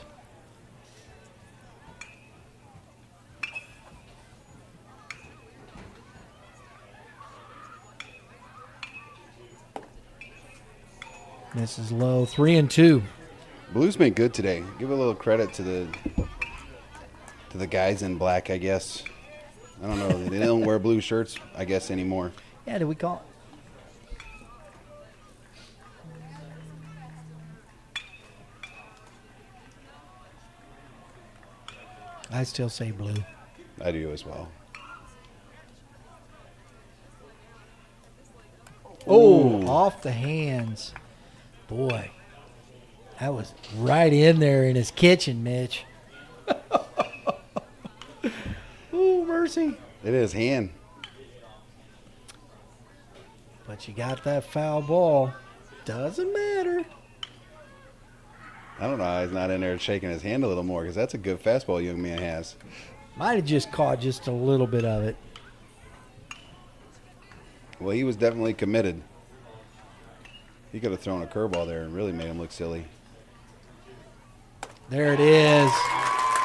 Big time curveball from J.B. Sauer. Ends the inning, stranding 1 We're going to the bottom of the 5th inning. Score 4-1 Indians. Who has time to create a video or digital marketing plan when you're busy running your micro or small business? Time is precious, and what we offer as a video production and digital marketing company is our service, studio, and creative skill. Identify your brand on any platform. Contact Red Earth Productions at 636-400-3199, located out of O'Fallon, Missouri.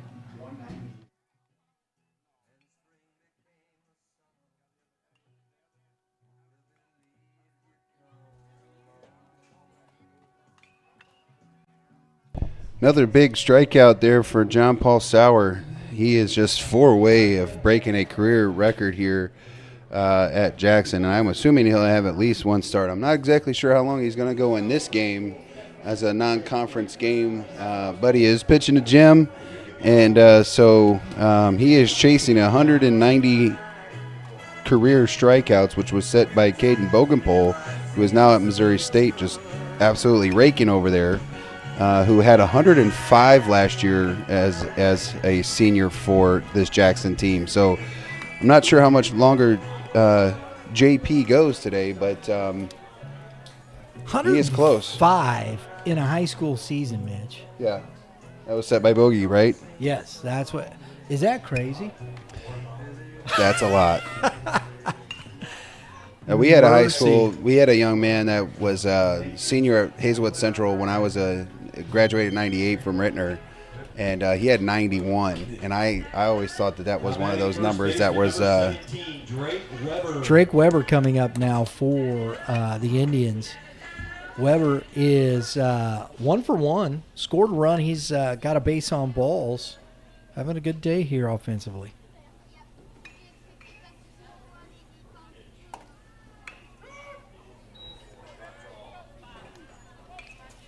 Strike 1.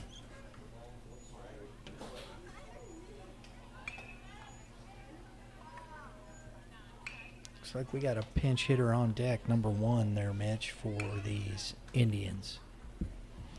After. No, that number 1. No, that's Owen Osborne. I messed up. Not used to some of these. That's why we're down here. 1-1, exactly. So we get to know him a little better. I like it. You've gone to Springfield this year, KC, and then Columbia on Thursday, right? Yes, sir. Oh, big swing and a miss. Actually, I can't say we're going to Columbia. We're going to Ashland, Missouri. Okay. I got to say Ashland. So Southern, because you're going to Southern Boone. Yep. So a big swing and a miss. 1-2. Fouled into the net.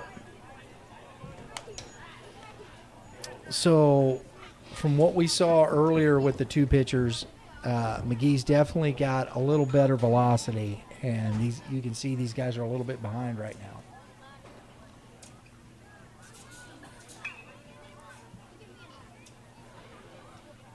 now. He shakes him off twice, gets the pitch he wants.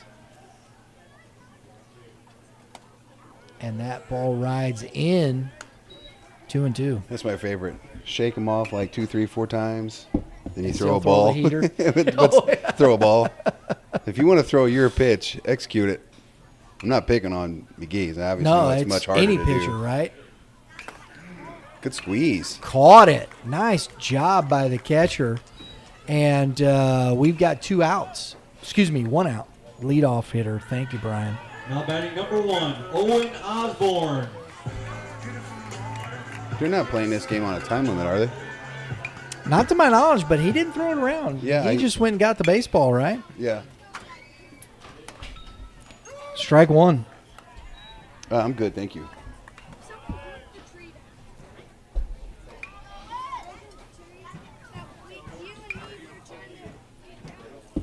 I don't know. I know they got a freshman game after this, but they got lights here too, so I don't think that's an issue. 1-1. McGee might have just said, "Give me the ball, man. I gotta go." I only got so many bullets in this thing. Shortstop could have had his back turned. Who knows? Right. Into right field. A good run on it. Not going to get to it. In the gap. gets away from Pitts, and he almost trips around that, and the throw in. Hit him. Not in time. Hit the base Oh, runner. it did. So Osborne with a 1-out triple. Chugging around. Boy, I thought he almost was going to fall on his face there. He kind of stumbled around second base, but gets into third base. And now we're going to see Drew Parsons, the catcher. That ball just kicked away a little bit there from Pitts. It gave him the opportunity to try to stretch that into a triple. Really good throw there by GT. Just hit him, though, as he was sliding. And actually, that was Pitts. Oh, on the relay, sorry. Yeah. Ball one. It's up in the zone. They're playing. CBC's playing them shallow. They've been playing shallow pretty much whole game. So everybody's in on the grass here.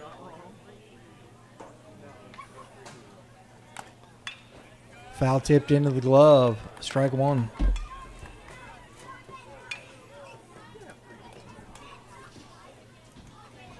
Adler Flynn on deck.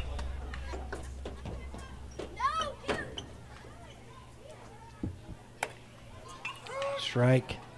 2-2.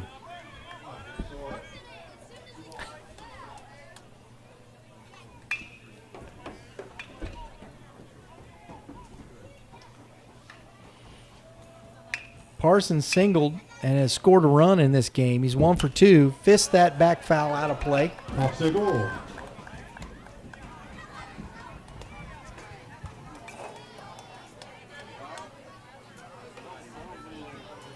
Parsons also has an RBI, so all in that one inning.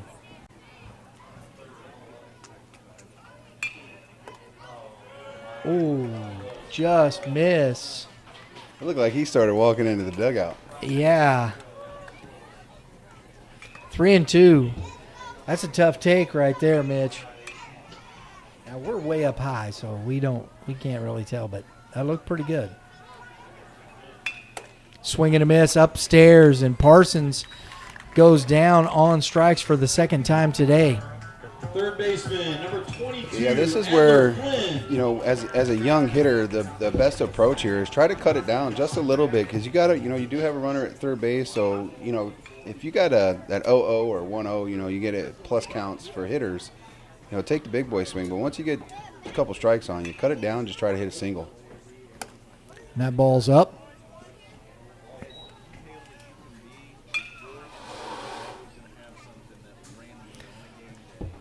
So McGee is trying to work around that 1-out triple. It's 2-0.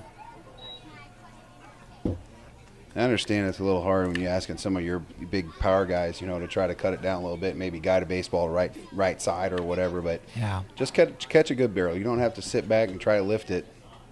Hit a little deeper, see what can happen.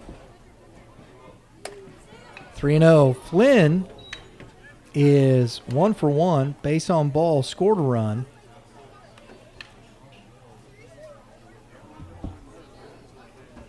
And that's 3-0. Give him the green light, Coach.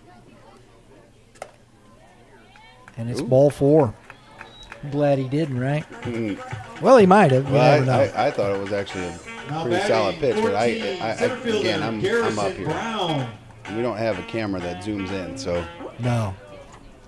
I love it. This park is loaded with people. We have another game afterwards, which Jackson's freshman team's playing after this. They get a little night game out here. I'm not sure who they're playing, but the stadium is packed.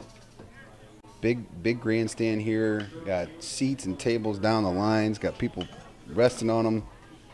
Yeah, we're pretty cool park. We're a good 20 feet in the air here. Oh, behind the plate. I'd give you more than that. Yeah, it's up here. It's I think the highest press box we've been in, except for maybe Carshield, but it's got more of a slope. Garrison foul out of play, strike 1. When we walk into car shit, I ain't got to walk up steps. No. Just walk right in. No, that's the real stadium stuff. Yeah, Yeah, this is walking close from though. the concourse. I had to catch my breath walking up the steps. So 1-1 to Brown.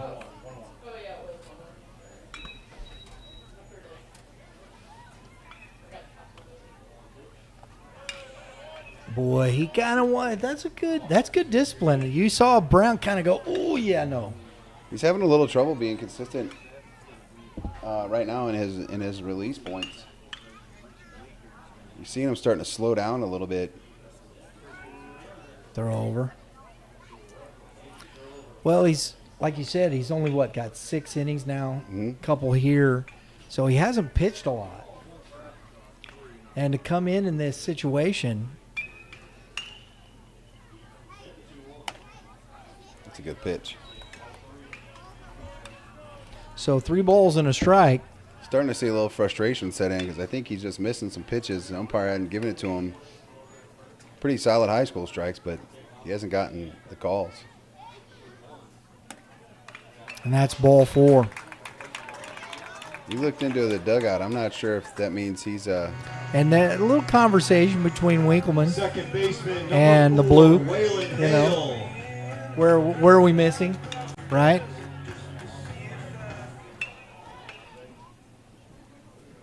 Here comes Coach Horn. We'll see if he makes another move here. He's got his steps in today, that's for sure. Yeah. So just a conversation here. I think this is 2 outs. I think this is more a little bit about strategy, what we do, what we're doing. And you're going to be facing the top of the order again with Waylon Hale and then Cooper Rhodes behind him. So this could get out of hand for these guys pretty quickly. I'm not sure if I guess it's good. Sometimes you see that situation to where a coach will go out there and make a mound visit and hope that the umpire kind of makes his way out there so he can start asking some questions. Yeah, because I saw Coach Horn kind of look over at him. Yeah. Like, I want to talk to you about your strike zone. Yeah, we saw that the other day. It took like 3 minutes for the mound visit, and at some point you're going to have to figure it out. So, Hale, who is 1 for 2, got a base on balls. He's been stranded twice. Grounded back up the middle, past the diving Evanston, and that's going to score 1. And the throw in is going to cut down Flynn. What a heck of a throw by Derek Pitts. But not before the Indians plate one more, take a 5-1 lead. We're going to the top of the 6th inning.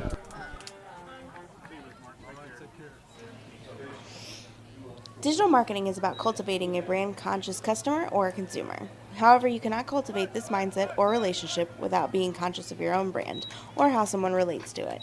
Training, support, and development have allowed us to be the right digital marketing team for your micro business. Contact Red Earth Productions at 636-400-3199, located out of O'Fallon, Missouri.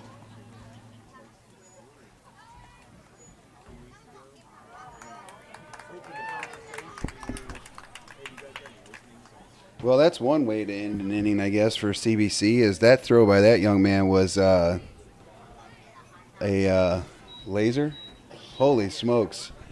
He let that one eat. And you could see when you have arm potential like that, you could see exactly why he's heading to be a Bearcat. Yeah, absolutely. Big 12 conference. When you Is that what they're in now? Is it Big 12? Cincinnati, yeah. I didn't know that. I still thought they were in the Conference USA or whatever they used to be. No, they just moved to the Big 12. Oh, gotcha. But that arm, that might have been the best we've seen in center field this year. Yeah. Yeah, that's the best throw I've seen from the outfield. Man, we've seen some outfielders play. Well, we saw the freshman throw a guy out at second off the wall there. Yep. But when you got it on the and you know what? That it's so hard because you see it at every level coming in, making that throw. I mean, the catcher didn't move. He just waited on it, had plenty of time, drank a cup of coffee, and then caught the ball and tagged Flynn out. I mean, holy smokes. He let that baseball go, and as soon as he let it go, I go, yep, he's out. Yeah. I mean, it never looked like it gained any altitude, didn't sink. It looked like it was flat out of his hands all the way across the bag. And I've had the luxury of playing with some guys that had some big-time arms, and Mr. Pitt's got one of those. Yes, he does. That's a heck of a throw. So we are going to see Sauer again here, Mitch. Yeah, I wasn't sure if he was coming back out. So he's got 5 Ks. Needs 4 to break the record from what we're being told. Now, we've got some information here. This is what we've been told. The gentlemen that are here in the booth with us, they said, we believe that's what it is. Not quite sure, but you know what? It's close enough for government work. Close enough. And leading off for CBC is Jake McGee. He takes ball 1. I think if I'm CBC here, I'm probably going to make him work a little bit more. You don't want to give away strikes, but you want to shrink the strike zone to your advantages and make him work a little bit. Ball fouled back out of play, 1-1. Because he's got to be close to some limits. You know, a non-conference game, does he throw 105? Right. You know, which is I think 105 is the junior senior. But pitch since the first inning, he's been economical, Mitch. He's not thrown a lot of pitches per inning since the first. Even in the inning they scored the run, he only faced 4 batters. Oh, good pitch on the inside. Tied up McGee. 1 ball, 2 strikes. I think those young men are going to ask for a lot of ice from the trainer on the way back to St. Louis. He has gotten hands on. Yeah. He has gotten in on some guys.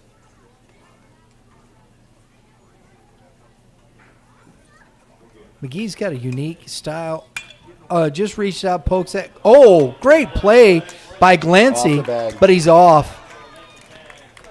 I didn't think he was going to glove that the way that spun back, Mitch.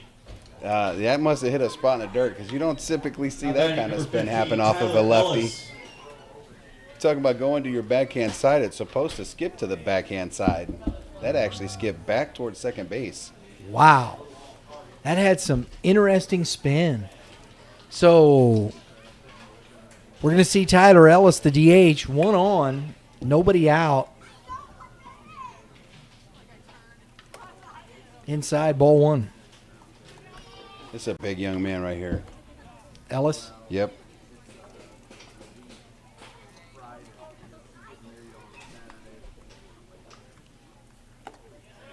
He went around.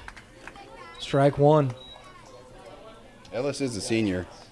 Not exactly sure where Ellis is going, but he is one of their big hitters for CBC. McGee away from first. Not a big lead. Big cut.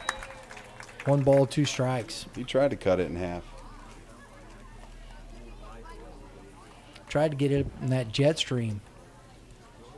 Blowing out to left field.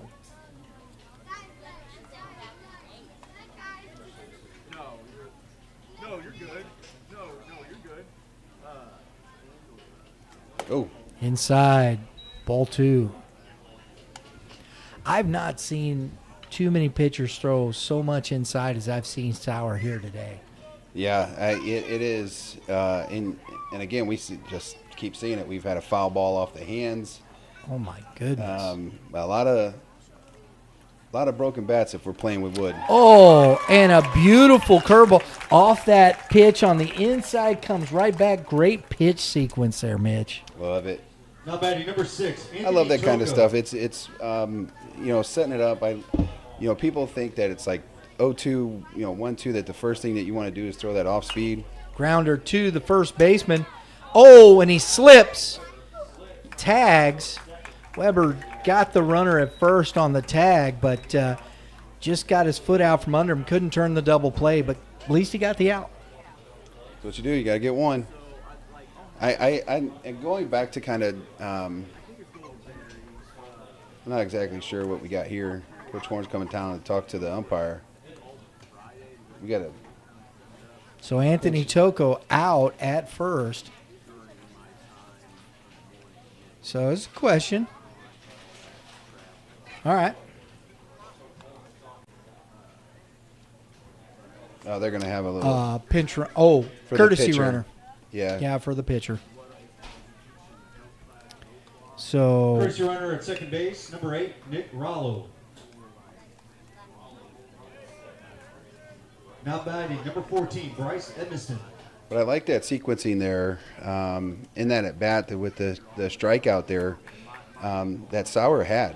And you think about that, it's set up because of the inside pitch. And so many people with 2 strike counts think that they got to flip the ball off the plate. You know, they're trying to throw changeups or get cute with curveballs and stuff like that.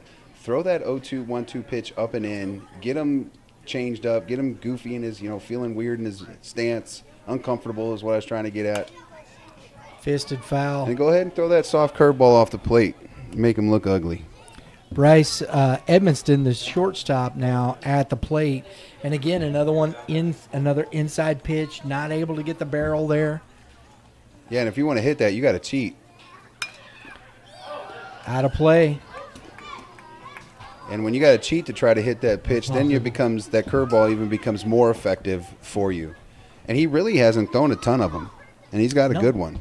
And we saw him throw the curveball a lot early in that first inning. He's gone more to the fastball since, and it's been very effective, Mitch.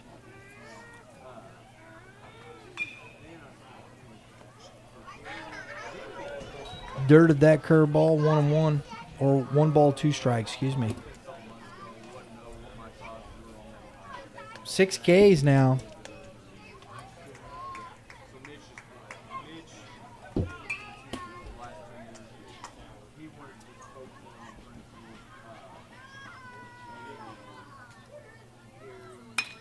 Lined at Glancy. Nice catch on that, kind of diving at him.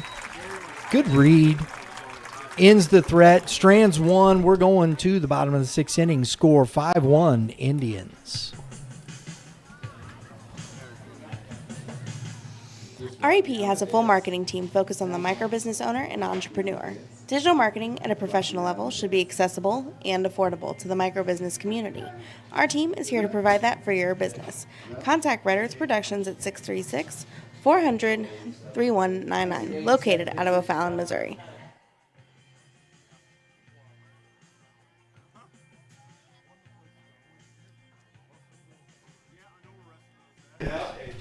Just jamming to some tunes out here. Not only does Jackson have a beautiful field, but they got a great little playlist. And usually what I ask is when they have a playlist like that, I usually ask for it so I can have it for my own hearing material, if you will. Listing. I don't know what he said back there. Are we talking music now? Listening pleasure. I don't know where I got that from. Anyway, let's talk a little bit here, Mitch. Go back to this with J.P. Sauer. Constructing outs. The strikeouts come when you're able to construct an out. How are you developing the at-bat? How are you constructing the out? Whether you get the swing and miss or whether you get the soft contact, that's what you're working to do, and we've seen that going in and out and then able to throw that off speed off of that fastball inside as well. Yeah, and I think a lot of that comes from, when we talk about games, wasting pitches. I don't think it changes at bats. I don't think it changes eye levels and things like that. He is competitive with every one of his pitches, and when he misses, he's barely missing. Right. So when you barely miss and you're competitive like that, you get the weak contact, you get the swing and miss stuff. And, that's why I live around the zone. Cooper Rhodes now leading off this 6th inning, and McGee off speed throws it behind him. I'm not sure how the catcher caught that. I know he didn't see it. He just stuck his glove out. Hoped it was there.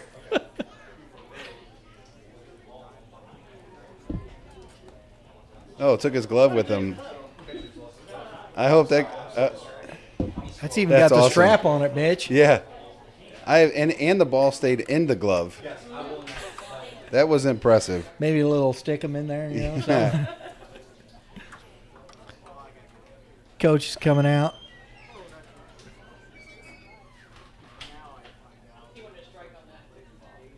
No, he's going to go check on him.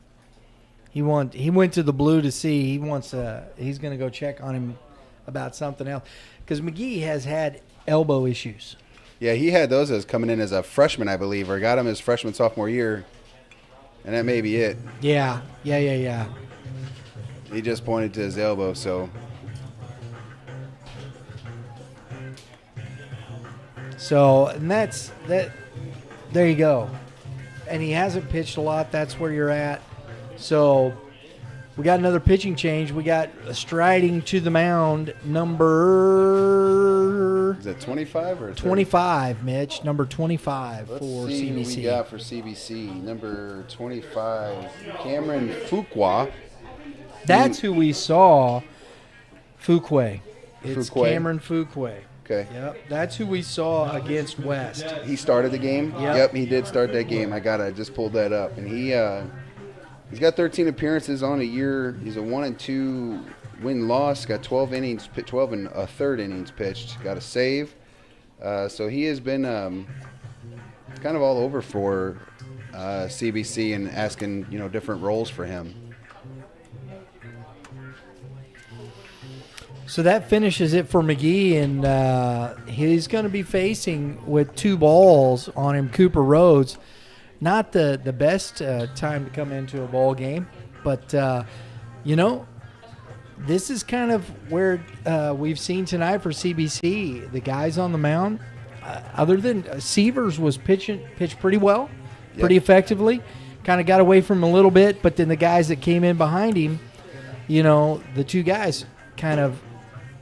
Well, the free pass, and that's the thing that you can't do that. If they're going to beat you, you make them beat you on hits and opportunities like that. You don't give up the free pass, and I think they had 3 or 4 in the inning, maybe even a little bit more, which led to the majority of the runs scored in that fourth inning.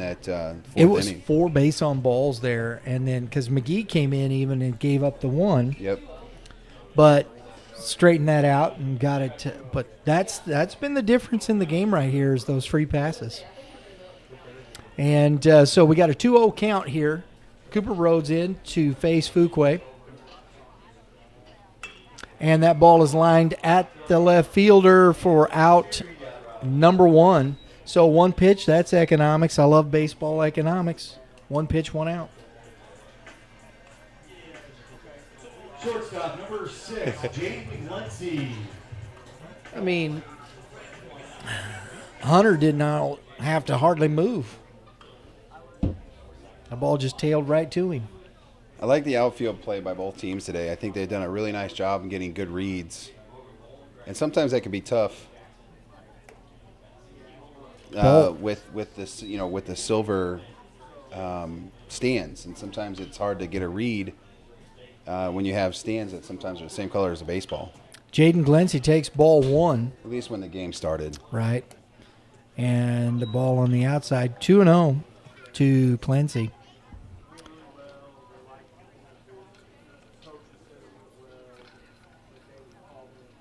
He has been hit by a pitch. He's got a sac fly RBI. 0 for 2. Takes strike 1. 2-1. I love these little guys, man. Everybody running around everywhere. This is great. It's cool. It's community, man. Yep, love it. Love the small town vibe. 3-1 now.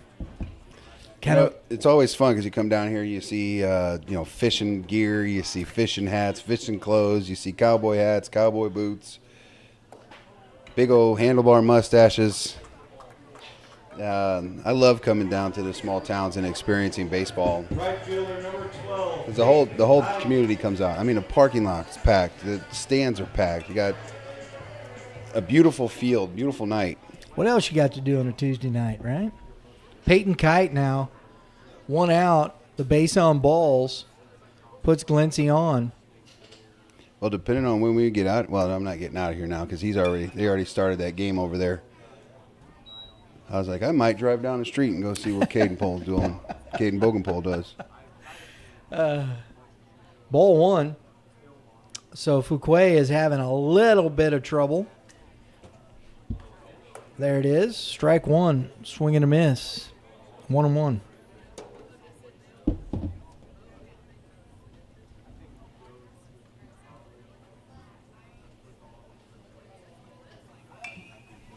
We've seen the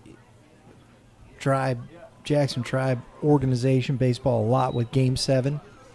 Game 7 baseball, they've been up, coming and playing tournaments, so very familiar with this youth program. And they've always come up and competed. Yeah, they always do. The first time I got my experience playing against them, I was 14U coach. Fouled back out of play. They were up every weekend trying to compete against the St. Louis teams and typically fared pretty well. 2-2. They always have. And I think that's what's cool. Haven't seen a team recently. Hopefully we'll have to see what gives. Ooh, couldn't get him to chase the curveball. 3-2. I think there's been some younger teams that have been in the events. Yeah. Because I've seen them like when our 10s and 12s play, I have seen them in the brackets or pool play, stuff like that, or as far as Steve Mayer had a good weekend. He's been having some good weekends. Or I should say his team had a good weekend. Yeah. It's funny, man. His son is a catcher. He's a little big guy, and it's just fun watching. He plays so big, Mitch. Brady's a dog. And that's a great catch. Oh, G.T. Taylor doubles off. Where was he going? Got to make sure that ball is down. Nice play by G.T. Taylor. Ends the threat. We're going to the top of the 7th inning. Score 5-1. Who has time to create video or make a digital marketing plan when you're busy running your micro or small business? Time is precious, and what we offer as a video production and digital marketing company is our service, studio, and skill. Identify your brand on any platform. Contact Redders Productions at 636-400-3199, located out of O'Fallon, Missouri.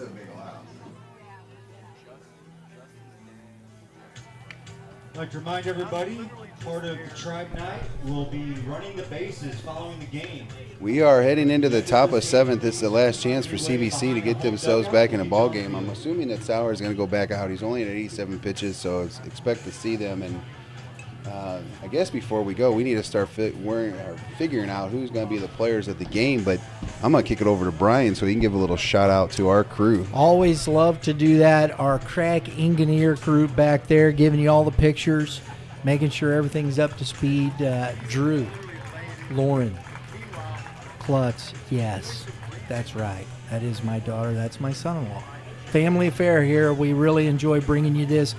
First time down here at Jackson, great venue, but we hope you've enjoyed the broadcast. They do a great job putting everything together, setting up, working hard, and I appreciate everything they put into this. Producer, director. That's what they are back there. Except for me. I'm the redheaded stepchild. So we're going to see for the C.B.C. Cadets in the top of the 7th inning, Drake Weber. Excuse me, I'm losing my mind here. G.T. Taylor, Wade Hunter, and then back to the top. It'll be interesting to see if we see Max Spillman again there. Well, we are going to have some changes, I believe. We are. Wade Hunter is actually going to replace GT here. It looks like. Yeah, it's number 4. So we got a pinch hitter for G.T. Taylor. And Reed is hitting 280 on a year. Got some few opportunities and made the best of them.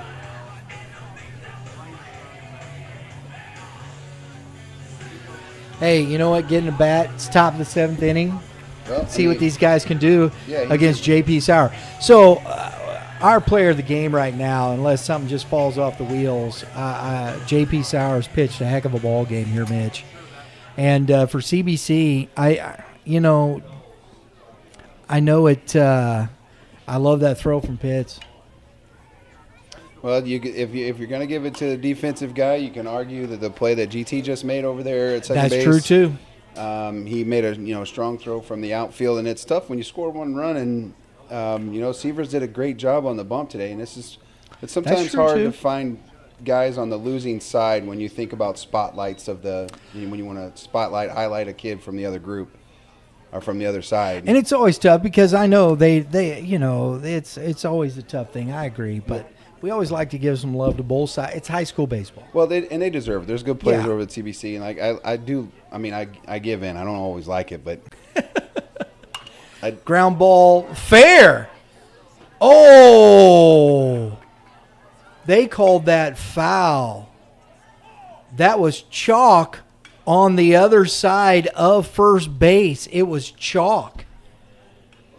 I saw it kick chalk on the backside of first base. That's a fair ball. I mean, you can tell that just by the chalk.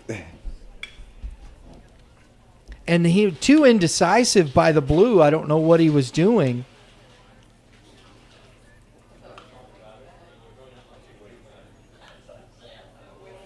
So whether or not Coach Horn agrees or disagrees, he walks back over to third base, and we're going to do it again.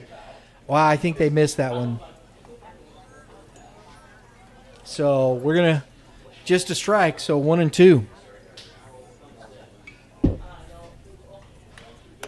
And it's strike 3. So that's number 7 on the day here for J.P. Sauer. Brings up now batting number 5, Wade Hunter. Wow. I think we could go with the pitcher for CBC.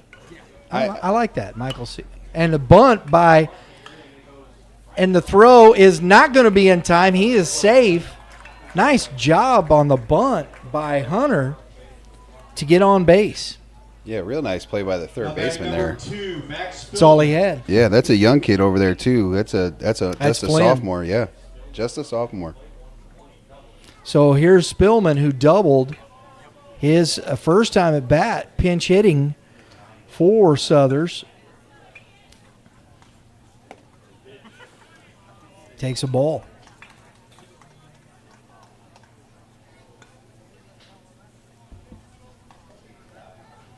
Unless some stuff happens here, Mitch. You never know. Get kooky. Grounder through the hole. Hunter makes a big turn and gets back to second. And so a bunt single and a single. And CBC is threatening, and here comes Pitts to the plate. Yeah, he's owned him. Sauer has got him on the day. He is owned him to this point, but this is a man that can lose a baseball. Shoot, here, Spillman's come in. He's 2 for 2 with a double and a single. Coming off the bench late in the game. Yeah. Swinging the bat. Oh, again on the hands, Mitch. Strike 1. I love that. Here you have the bunt. It was a good bunt. Try the single, and here's Sauer just pumping right back in there. Love the attitude from J.P. Sauer. Curveball lined into center field, and here comes Hunter around third. The throw is coming in, and he is safe. Boy, he made that closer than he should have by not sliding. And we got time called. So Pitts, with the RBI single, advances to second on the throw. We got second and third with just one out here. And you got Winkleman coming up. And here comes Coach Roach, and I think that's going to be it for Sauer. That will be. He got a lefty, looks like, coming out. That was a real nice throw by the outfielder there, and I didn't think he had a shot when I looked, but he made up for it with a strong arm, strong throw. I'd like to have seen the catcher kind of hold that position just a little bit longer. Right. Because he came up a little bit and had to reach for the tag, and I think if he just stays close to the plate, gives the runner the lane that he's supposed to have, I think that he might have got him. Because he did. It was slide. close. Yeah. He didn't slide. You got to slide there, But he Mitch. went up to catch it and then tried to reach back to tag him. And two, don't put yourself in that kind of position. You see where the catcher's at. You could do a hook slide, whatever. Just stay on the outside of the base path and catch the plate. Don't give him a chance. Right? Change angles. So who do we have on the mound? Number 3. Number 3 is Brynson Garcia. Senior for Jackson. Don't have much information on him because STL Today does our stats for us up in St. Louis, and I don't have Game Changer, so.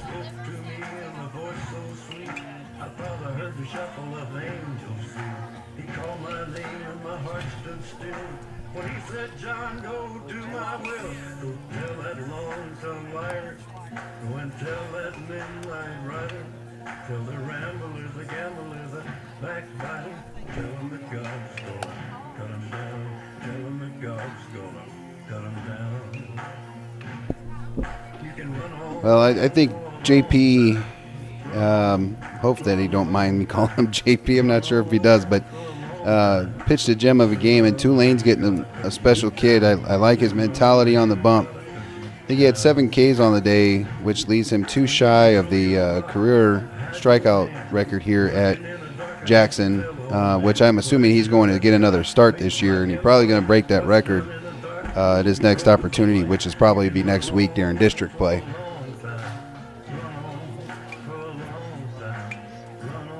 For me, that is Jackson's player of the game up to this point. They still got some work to do to get out of this jam.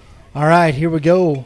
Winkleman now waits on that, but foul ball. Mitch, numbers for Sauer, 6 1/3, 6 hits, 2 runs, both earned, 2 base on balls and 7 Ks. And those 2 base on balls were in the first inning. Fouled back.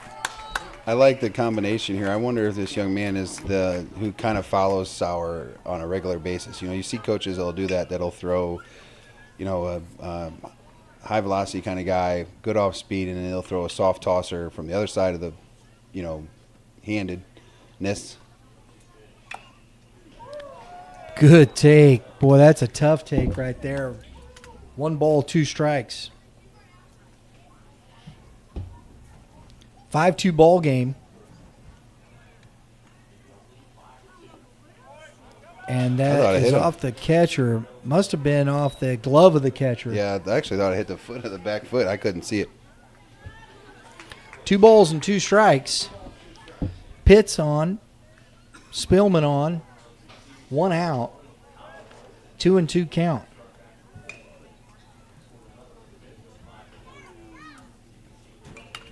Fisted out of play. That's an excuse me swing. That was one of those. I'm unsure if it's a ball or a strike, so I'm just going to fight it off. Live to swing another day. Yep. Or at least the next Well, this pitch. is what happens. You fight a pitch off like that, you might get a cookie and put a good swing on it. That's outside. They need to communicate there up the middle. Pitts is feeding some signs. 3 balls and 2 strikes. Winkleman, after falling behind, works back into the count. Fastball at the third baseman. Adler, heck of a play by Adler Flynn. That hurt a little bit. You can see he's grabbing his wrist a little. Boy, heck of a play by the sophomore over there, Mitch. That ball was hammered. Yep, right at him. Skipped off that grass, too. Now batting for the Cadets, number 1, Jake McGee. And had the presence of mind to look at Spillman and make sure he wasn't running. Yeah, I don't know if that's good, bad, or indifferent. You're up a couple of runs. You don't really need to. You can just stay focused on getting out. But you love the instinct. The IQ, right? Right? We always talk about IQ on our show, so I love it. And that's a ball.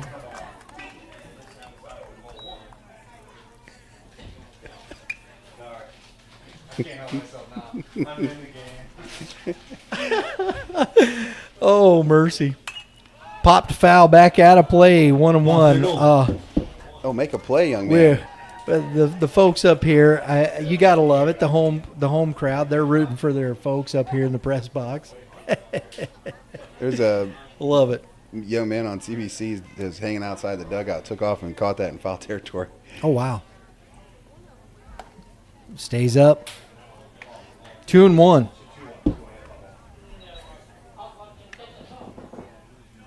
It's a big pitch right here. 2 outs with 2 on.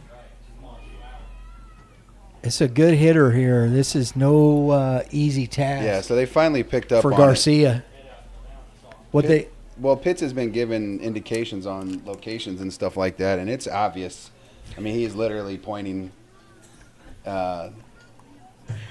He's not making it a secret. He's trying to tell guys where they're throwing it, but this is a big pitch. I don't think if I'm Jackson here, I don't give in. I know you don't necessarily want to walk him and put, the potential, I guess, the tying run on, but I don't think you let this guy beat you.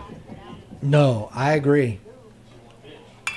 And a ground ball, it's up the middle, knocked down by the second baseman, Hale, but it gets another run home. So an RBI single by McGee here keeps C.B.C. going, and it's 5-3. Now batting number 15, Tyler Ellis.